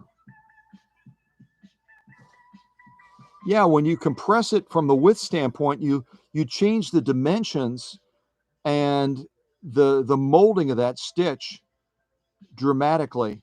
I don't know which one I like better. If I like the one that we reduce the stitch width or the one right next to it. I think I would, for me at least, and it's just me, I would prefer the one that we did prior to that, as far as the just the overall formation of that stitch pattern. But they're both equally cool, and they're really cool when you put them facing each other with that mirror image like that. And all of us are going to look at this differently, right? That's the beauty of having brilliant people in one room, brilliant people that look at the world differently. One would look at Susie's modification of shortening that stitch width and say, spot on, love it. Let's do that all day long.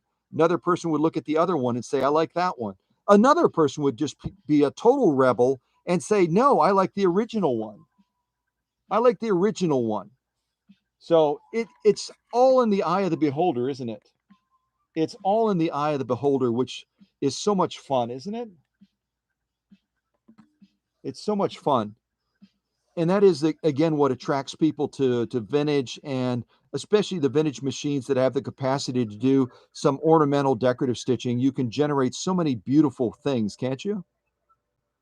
And I don't know how you would apply this, but this could be, I mean, you could use these decorative ornamental stitches for just a wide scope of applications, couldn't you? Yeah. And we still have more stitching to do on Cam D, and I've got to cut more leather.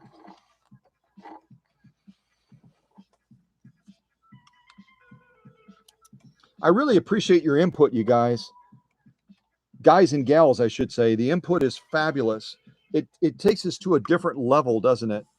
And it gives us so many other choices when it comes to what we can create on Kelly's machine.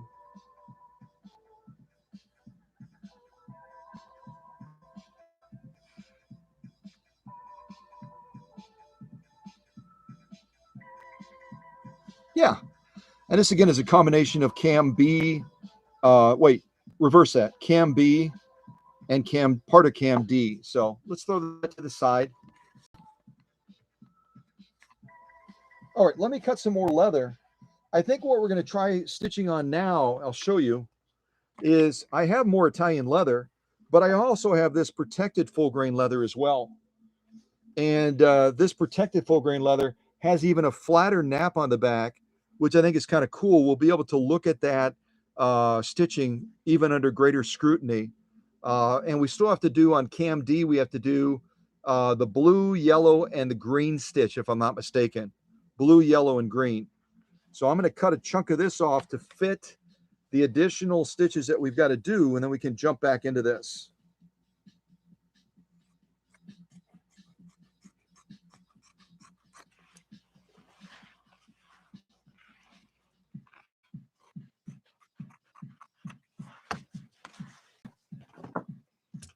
Again, if you're joining the stream a little bit late, we're sewing with a Schmetz Universal size 9014. And on the thread side, we've got 100% polyester Gutermann thread. And I tried to match the thread to the machine just for a little bit of extra fun. So you'll notice that the thread color we're using, like these stitches we just did on Cam B and Cam D, are in the same color theme as the machine itself, which I think it's kind of fun to do that. I do that with the green machines too sometimes, where I'll try to match that color. Okay, all of the blah, blah, blah, all the blah, blah, blah. We're again going to be sewing on protected full grain leather now instead of the Italian leather we were using before. But now we need to pick a stitch. So we've got these stitch options on Cam D right here. And we've already done the red one. Do you want to see the blue one, the yellow one, or the green one? Blue, yellow, or green? Blue, yellow, or green?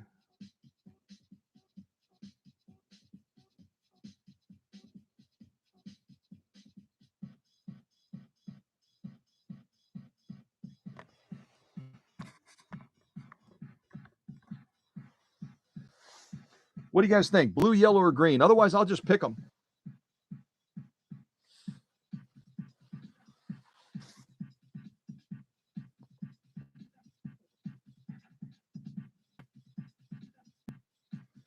Oh, that is a neat idea, Susie. Quilting the potholders, very cool idea.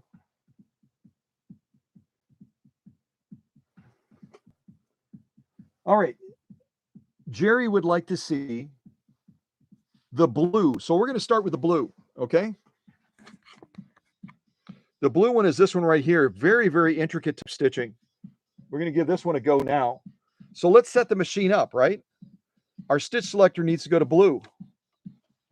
And again, make sure your needle is clear of the material when you're turning that knob, because look at what's happening to that needle. See that? And you don't want that needle to be down in the material when it's moving from side to side like that, or you're going to bend the needle for sure. All right, so blue on the stitch selector.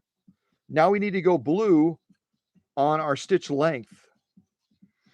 And we're going to go towards the shorter end. Right about there, I think, is a good starting point. Again, we could go all the way over to here and make it longer, but we tend to get a little bit better clarity of stitch when we shorten it up. So we're going to take it way to the edge. And then we have to make sure that this is set on blue as well. We can try it on the default setting right there. The default setting is right in that area right there. And if we decide we want to goof around, because I think Susie again had a brilliant suggestion. She said, can we shorten the stitch width? We don't have a lot of room to work with the green, the red, and the yellow and the blue stitching, but we can push it all the way over there and shorten the stitch width, or narrow the stitch width, I should say.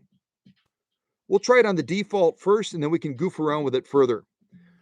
So again, this next stitch for Jerry, this next stitch is going to be the blue one off of cam D.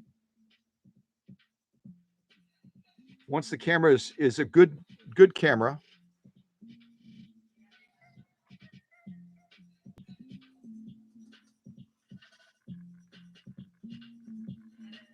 Well, you can kind of make it out. I don't know why this camera is deciding not to focus all of a sudden, but it's not focusing. So we're going to try that one next. Blue, blue, blue. All right, let's go to the material because it likes focusing on the material better for some reason.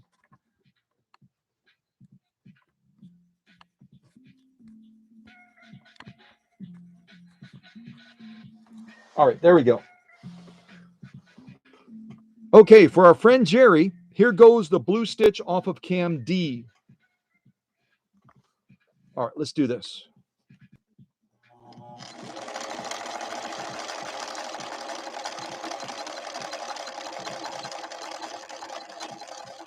And again, we're sewing on protected full grain leather right now. Protected full grain leather.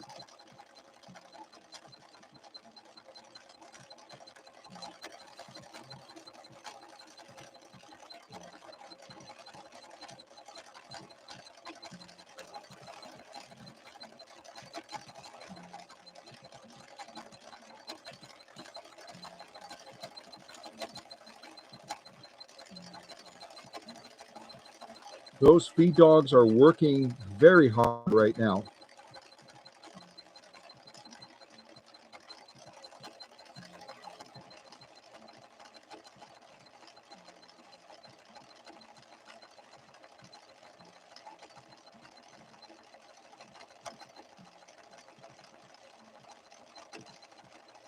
Again, this is a model 6460 from the 1970s. The first Colormatic machine that came out was the Model 2000, and it came out in 1960. So this particular machine would have come out about 12 to 14 years after the original Colormatic machine. Well, I think that is a brilliant example of that stitch, isn't it?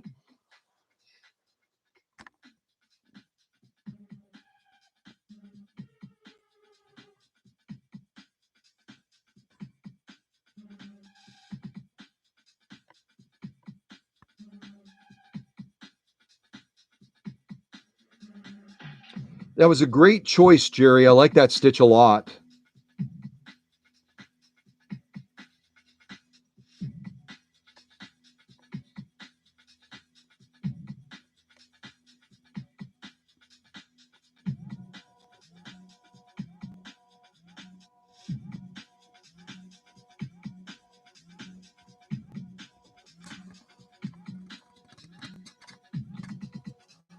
Well, on Cam D now, we've done the blue stitch and the red stitch. We still have the yellow and green. Is there any preference on whether we do yellow or green first? I'd like to do it in your order. Yellow or green first?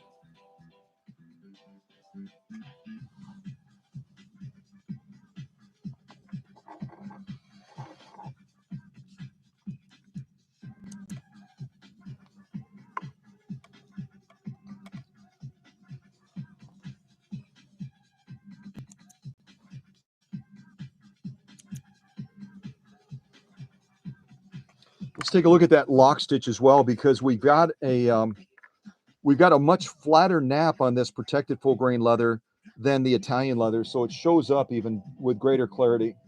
That's our lock stitch, folks.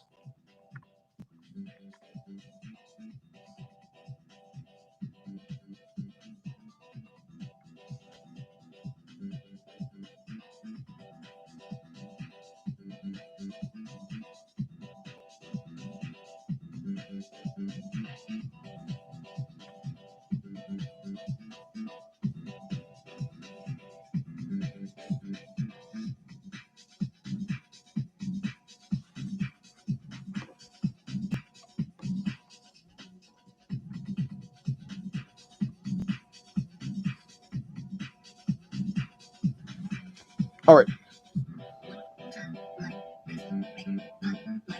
So it looks like we got a vote for green by Susie. So we're going to do green next. Let me get this lined up. If you're not familiar with protected full grain leather is specially treated through a chemical process to fortify the leather against staining and to also increase the durability of the leather as well. So when we're sewing something thin like this, it's only about 3 ounces of leather. Don't be deceived by that. Leather that like this, that's specially chemically treated, similar to the elk hide that we sew sometimes, it's going to really, really resist that needle. It's going to create a big barrier to piercing that leather. So just wanted to make you aware of that. Okay, so our next stitch is going to be the green stitch. We're going to do green next on Cam D, which is this one right here.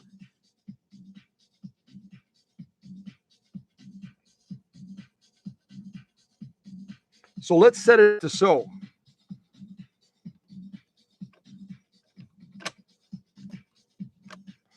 So you can see the green is shared again by the purple, and we use the green stitch on a number of the cams. We're going to use it on cams B, C, D, E, F, G, H, but we're not going to see green or purple. We're not going to see purple, excuse me. We're not going to see purple anywhere else other than on cam A. Okay. So purple, excuse me, green. Let me get my colors right. Green. And now we're going to set this up for green as well. And we'll set it up on the shorter end of the scale. Right about there, I think should be good. And then our rainbow setting is already on green. So we've got green, green, and green.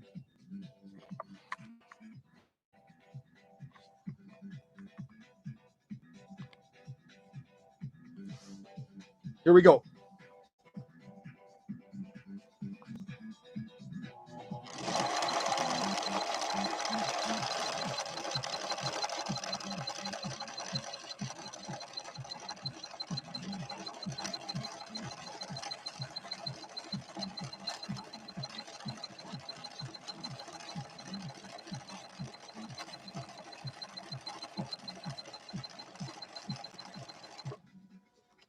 Perfect. Ended in the up position. I love when that happens.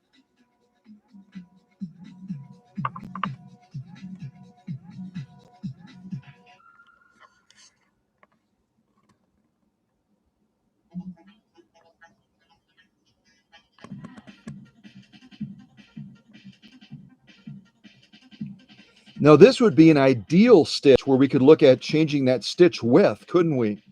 To see if we can change the look of this stitch. by modifying that stitch width. What do you guys think? Should we try it?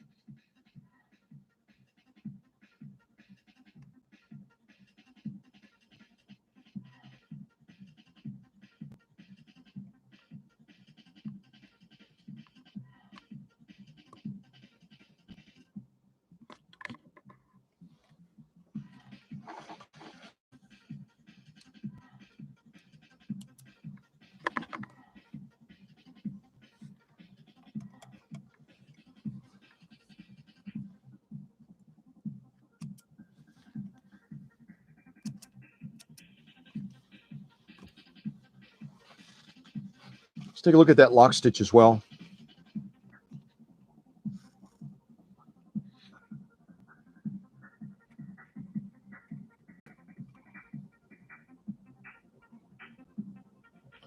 I love this protected full grain leather, and the veg tan leather is similar. It's got a very flat nap on it.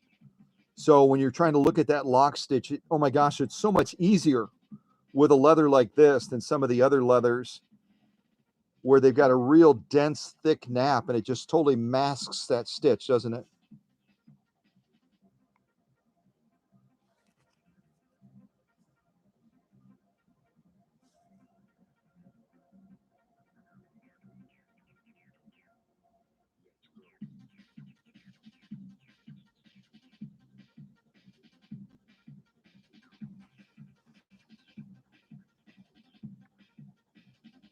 Yeah, I agree.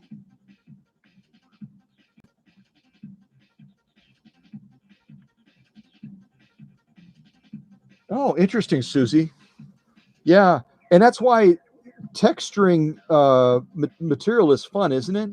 You can also go to some of the upholstery threads and do that as well, which is really cool. It adds a totally different look and feeling to that material. So what do we have left? We did red, we did blue, we did green. All we have left is yellow, right? We just have yellow left. Only yellow. So we're going to do this one next. It's kind of the bird foot pattern, isn't it? The yellow one. So let's set it up for yellow now. We're going to turn this. And again, make sure your needle is clear of the material. We're on yellow. Now we need to go over to yellow on here. We're going to set it way on the low end.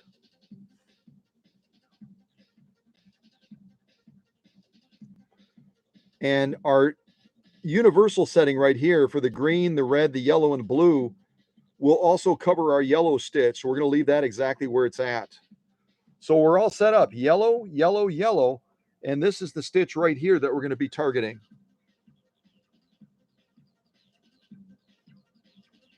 on cam D. All right, here we go.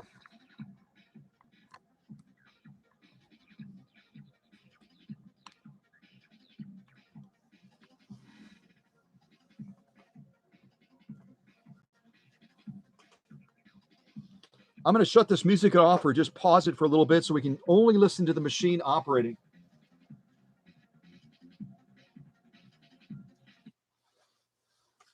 Total silence, just the machine operating on this final stitch that we have for cam D. Here we go.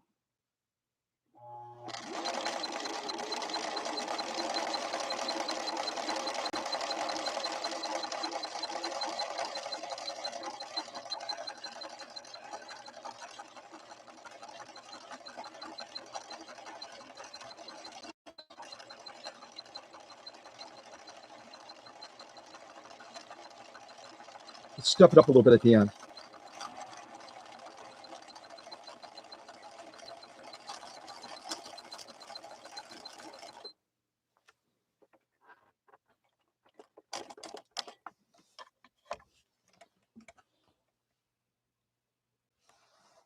Isn't that a spectacular stitch? All of these stitches on cam D, I think, are just absolutely phenomenal.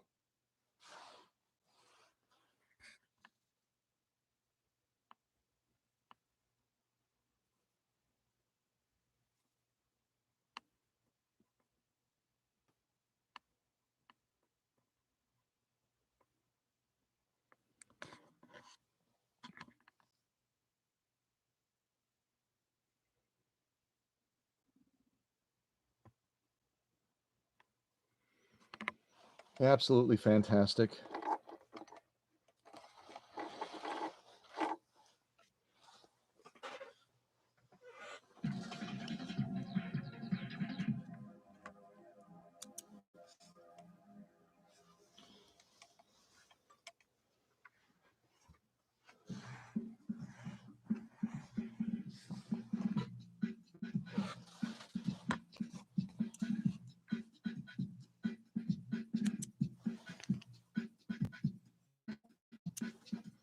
Well, I haven't used the slow gear at all during this live stream. And the slow gear, again, can be gauged by going to the right side of the machine and by pulling this out. And as soon as you pull that out, what it's going to do is it's going to gear the machine down so it's running at 1/5 of the original speed, 1/5. So why don't we do just a little bit of fun stitching on this protected full grain leather to wrap up this live stream, and we'll do it using this slow gear so you can see that operating. And I think we'll end up, let's see, we've done all of our stitching. We've done all of our stitching here. Let's kind of review what we've done.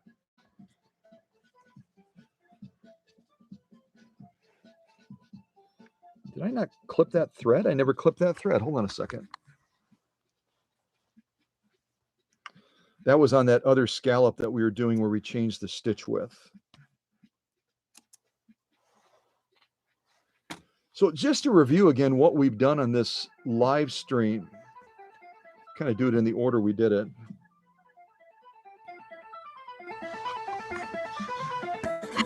So on this live stream, this is the stitching that we've done, along with the cotton material that we did as well.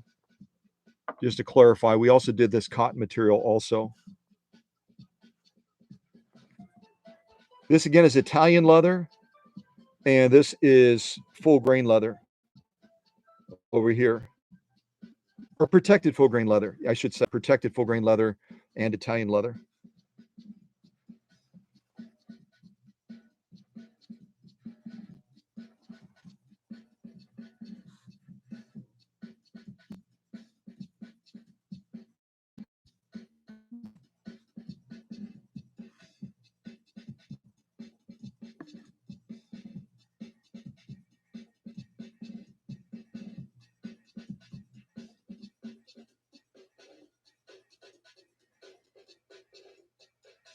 Beautiful, beautiful stitching.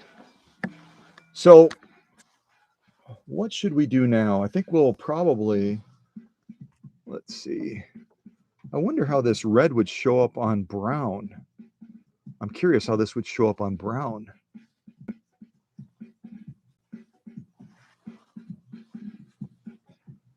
Or I could cut a larger piece. Why don't I do that? Give myself a little bit more room to work.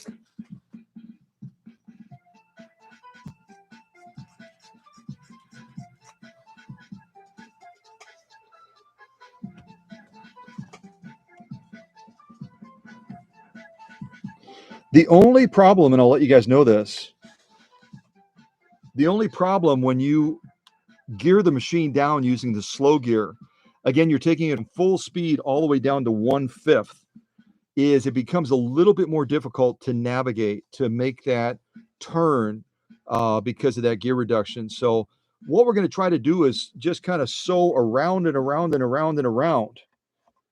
And I'm trying to decide what kind of pattern I want to use. We've got Cam D in the back right now.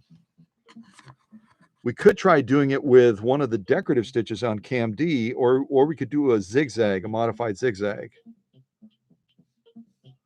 For sewing around in a circle, I don't think we're going to go with this one or this one. We could probably do it with the red one or the green one.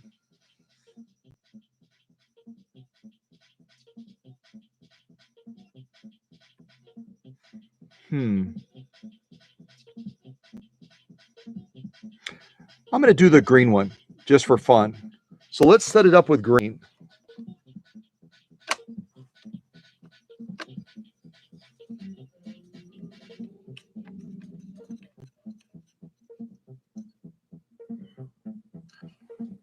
Okay, let's do this. And this is just goofing around, just to show the maneuverability and to show the benefits of having that slow gear. All right, here we go. Final sew off that I plan on doing, unless you guys come up with some cool idea. This is going to be it. Here we go. Let me turn the music down a little bit as well.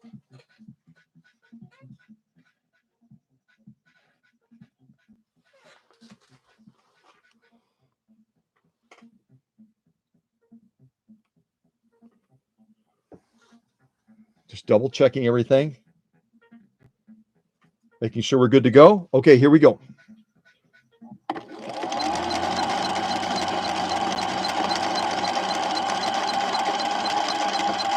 Again, we have the slow gear engaged right now.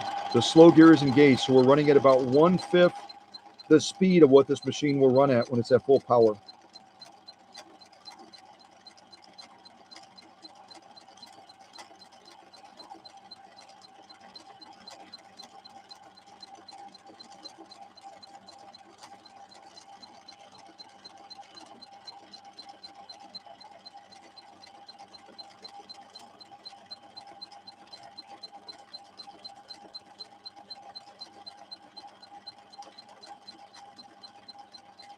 You can see the benefits of us being able to slow it down. We're not having to regulate the speed with the foot controller. The machine is geared down to 1/5 the speed. It gives us a chance to maneuver so much more easily than if we were trying to meter out that power using the foot controller.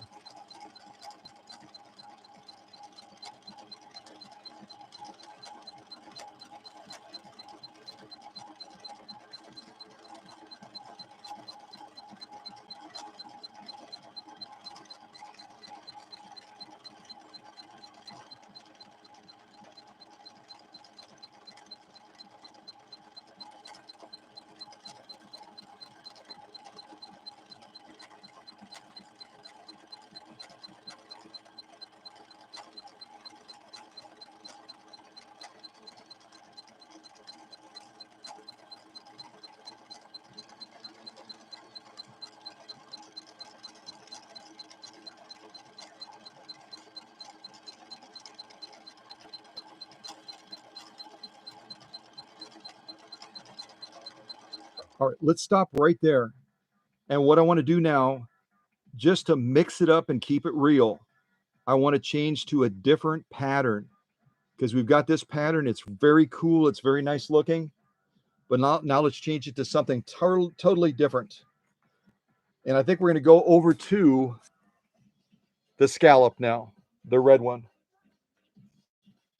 So let's do that. And my needle is clear of the material. My needle is clear. Let's shorten this up a little bit more. Let's really be daring. Let's really be daring. Let's really be daring. Keep going, keep going, keep going, keep going, keep going, keep going, keep going. There we go. All right. I hope I didn't push it too far. And now we're going to be setting this over to here. So again, we're going to be doing the scallop now. Let's continue our circle. If anyone's getting dizzy, eat some ginger. I think that's what works with motion sickness, right? Or something like that. All right, here we go.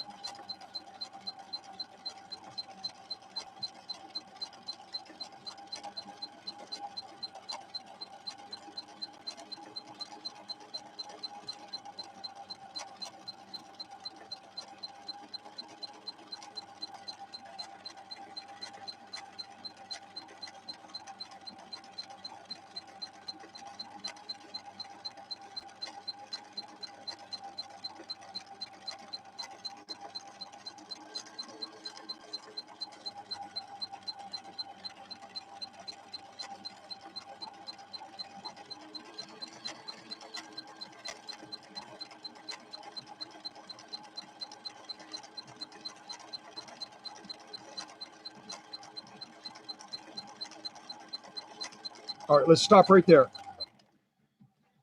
Now let's change to another pattern. We started with kind of the green pattern, I think. Then we went to the red one. Now let's go yellow. We're going to go to the bird foot one. We're going to go to the bird foot one next. So we're going to change it over here. And my needle is clear of the material. Come all the way around here to yellow. And we're already on yellow right there on the stitch width. So yellow, yellow, yellow. And we're going to be doing the bird foot pattern next. Let's see if it'll zero in on it.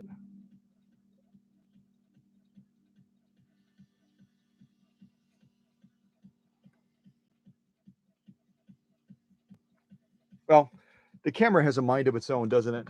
Okay. So let's go over to this one now. Oh, I like that shot. Brilliant. Okay. Here we go. Oh, take up arm all the way up. We're way at the bottom right now. And what I just had to do to be able to rotate that balance wheel to get that the highest position so we'll launch without any lag is I had to disengage the slow gear temporarily because it locks up that balance wheel when it drops the gear. So now I need to re-engage it again. All right. Let's give this a go. Here we go.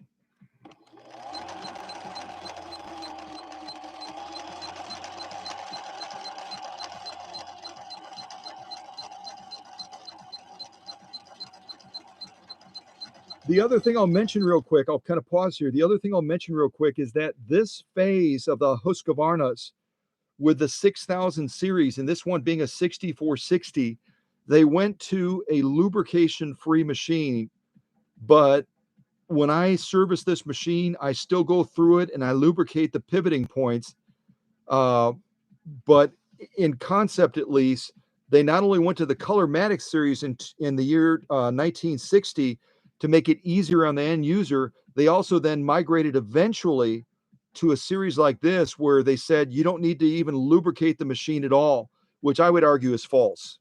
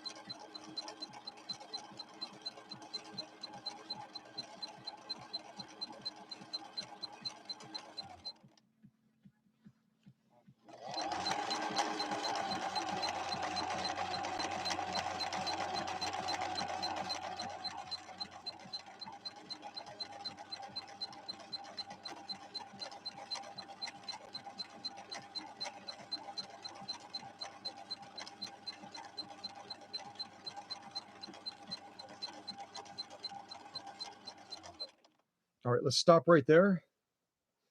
So far we've done green, red, yellow, and now our last one that we're going to finish this up with is going to be the blue stitch on cam D.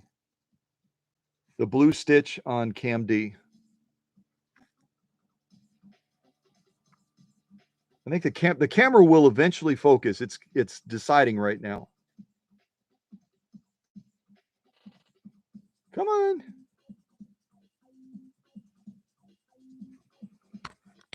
May have to look at another camera option. So green, red, yellow, now we're going to do blue. So let's set it up for blue. I'm going to turn this one click to the right. And my needle is, just double checking. Yes, my needle for the material. We're already in the blue range here. And we're already in the blue range there. So we're set blue, blue, blue. We're going to do our last stitch, which is this stitch right here. I'm going to push my luck here, see if it, yep, there we go. So done, done, done. Last one. Here we go.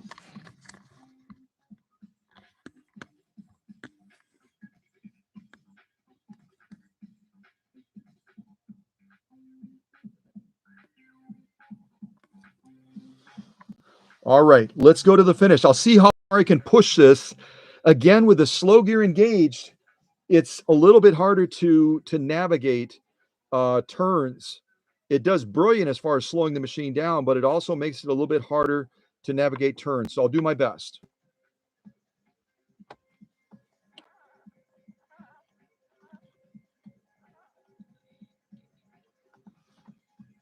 All right, here we go. Really, really going to slow it down.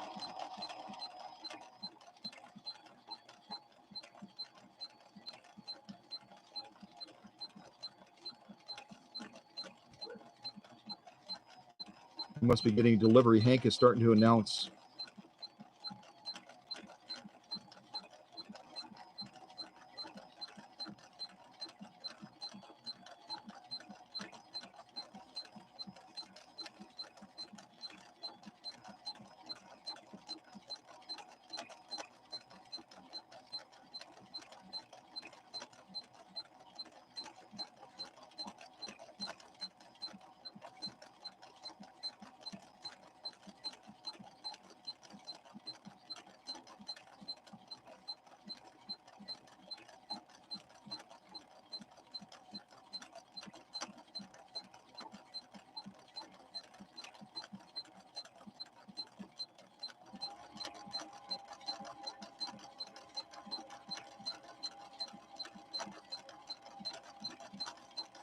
On this straightaway, I'm going to go to the max that this slow gear will allow me, so you can hear the motor being constrained back through the gears.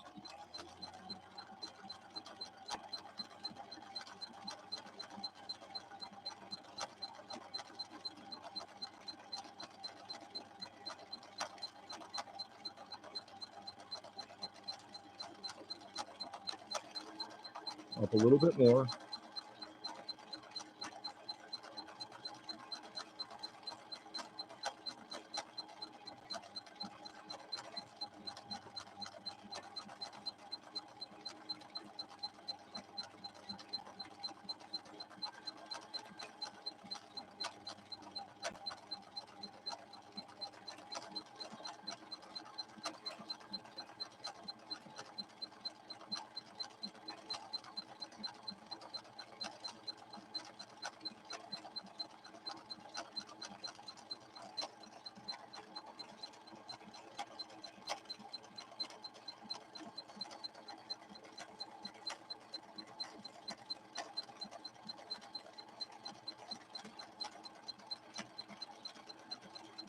Now to contrast what I'm going to do, now is I'm going to take it out of the slow gear.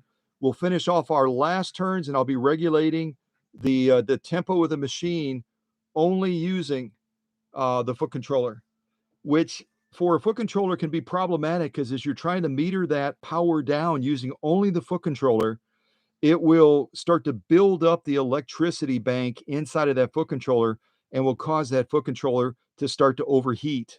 And that is particularly true of the Husqvarnas because it has a resistor and a capacitor in there that is supposed to allow that flow of electricity to be more even. And when you're holding it back, it gets frustrated and it starts to cause that foot controller to overheat. Most of you know Annette down in Texas. I prepared a green machine for her. It's called the Green Goddess.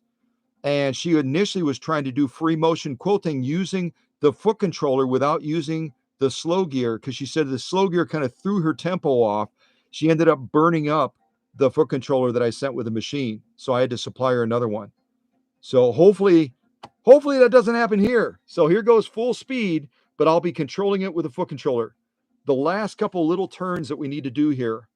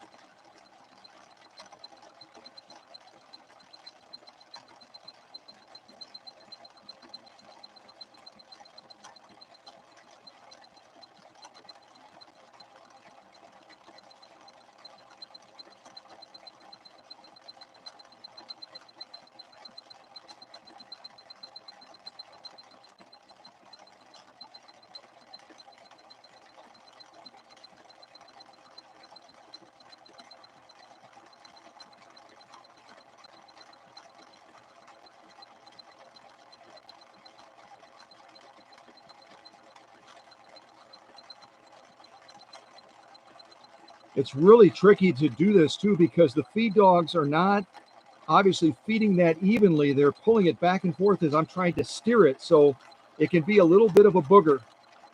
Get ready, set, go. Or I should say stop. What do you think? Is this a fabulous machine or what? Look at what we just created. Just goofing around. Look at what we just created. It's absolutely spectacular.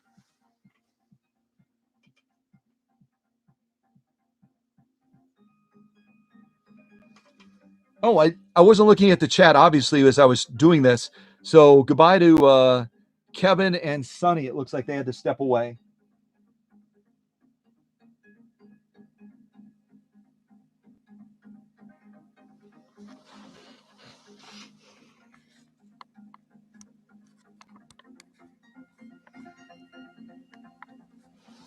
Well, I appreciate you all tuning into this and being a part of this live stream.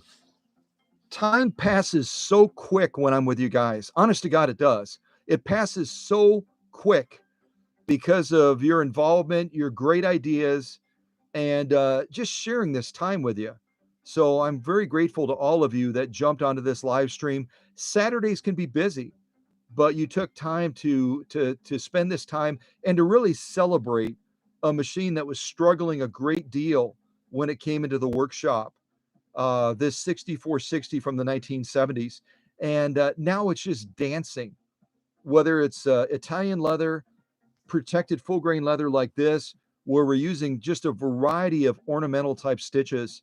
And we're making some pretty doggone tight turns, both with the slow gear and with just metering it through the foot controller. Again, if you're a Husqvarna owner, just be careful about over regulating the machine for speed using the foot controller so you don't burn yours out like Annette did down in Texas.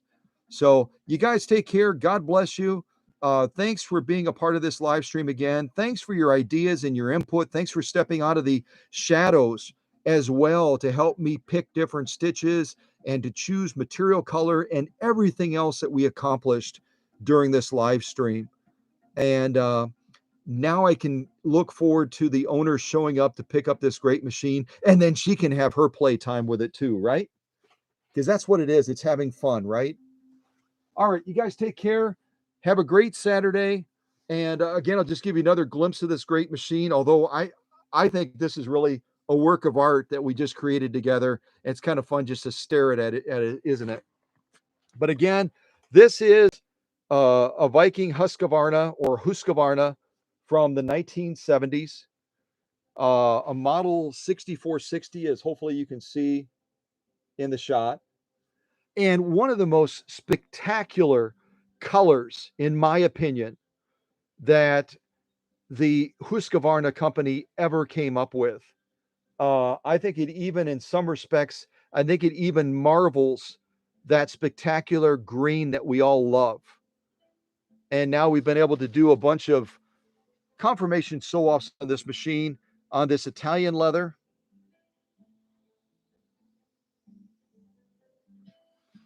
On 100% cotton, which again, I don't think it was a complete victory, but we really had initially a failure because I had the presser foot pressure too heavy. Look at what happens when the presser foot pressure is too heavy.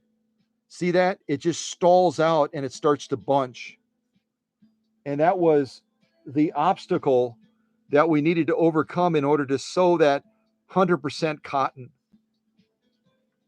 See, I basically just created a mess because our presser foot pressure was cranked up too high like it is right now. And then once we made that adjustment, we didn't nail it, but we got really close. All of a sudden, then we started getting results like this, which is a huge improvement from where we started. But I still think we could probably backed it off just a little bit more, maybe, and gotten even a better result. But progress is in steps, right? Sometimes it's in steps. And we definitely made progress in sewing that 100% cotton. So between that And this, I could not be any more pleased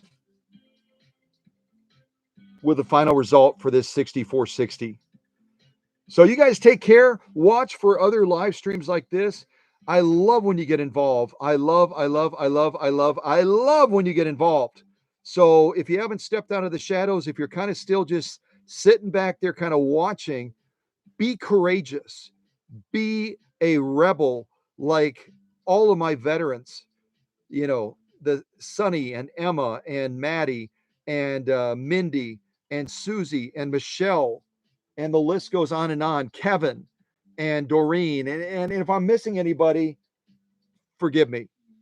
But this is what it looks like. This is the fun that we have together. And thank you so much for those of you that have stepped out and have become a part of it. All right, take care. Have a great Saturday. Have a great Saturday. Yeah.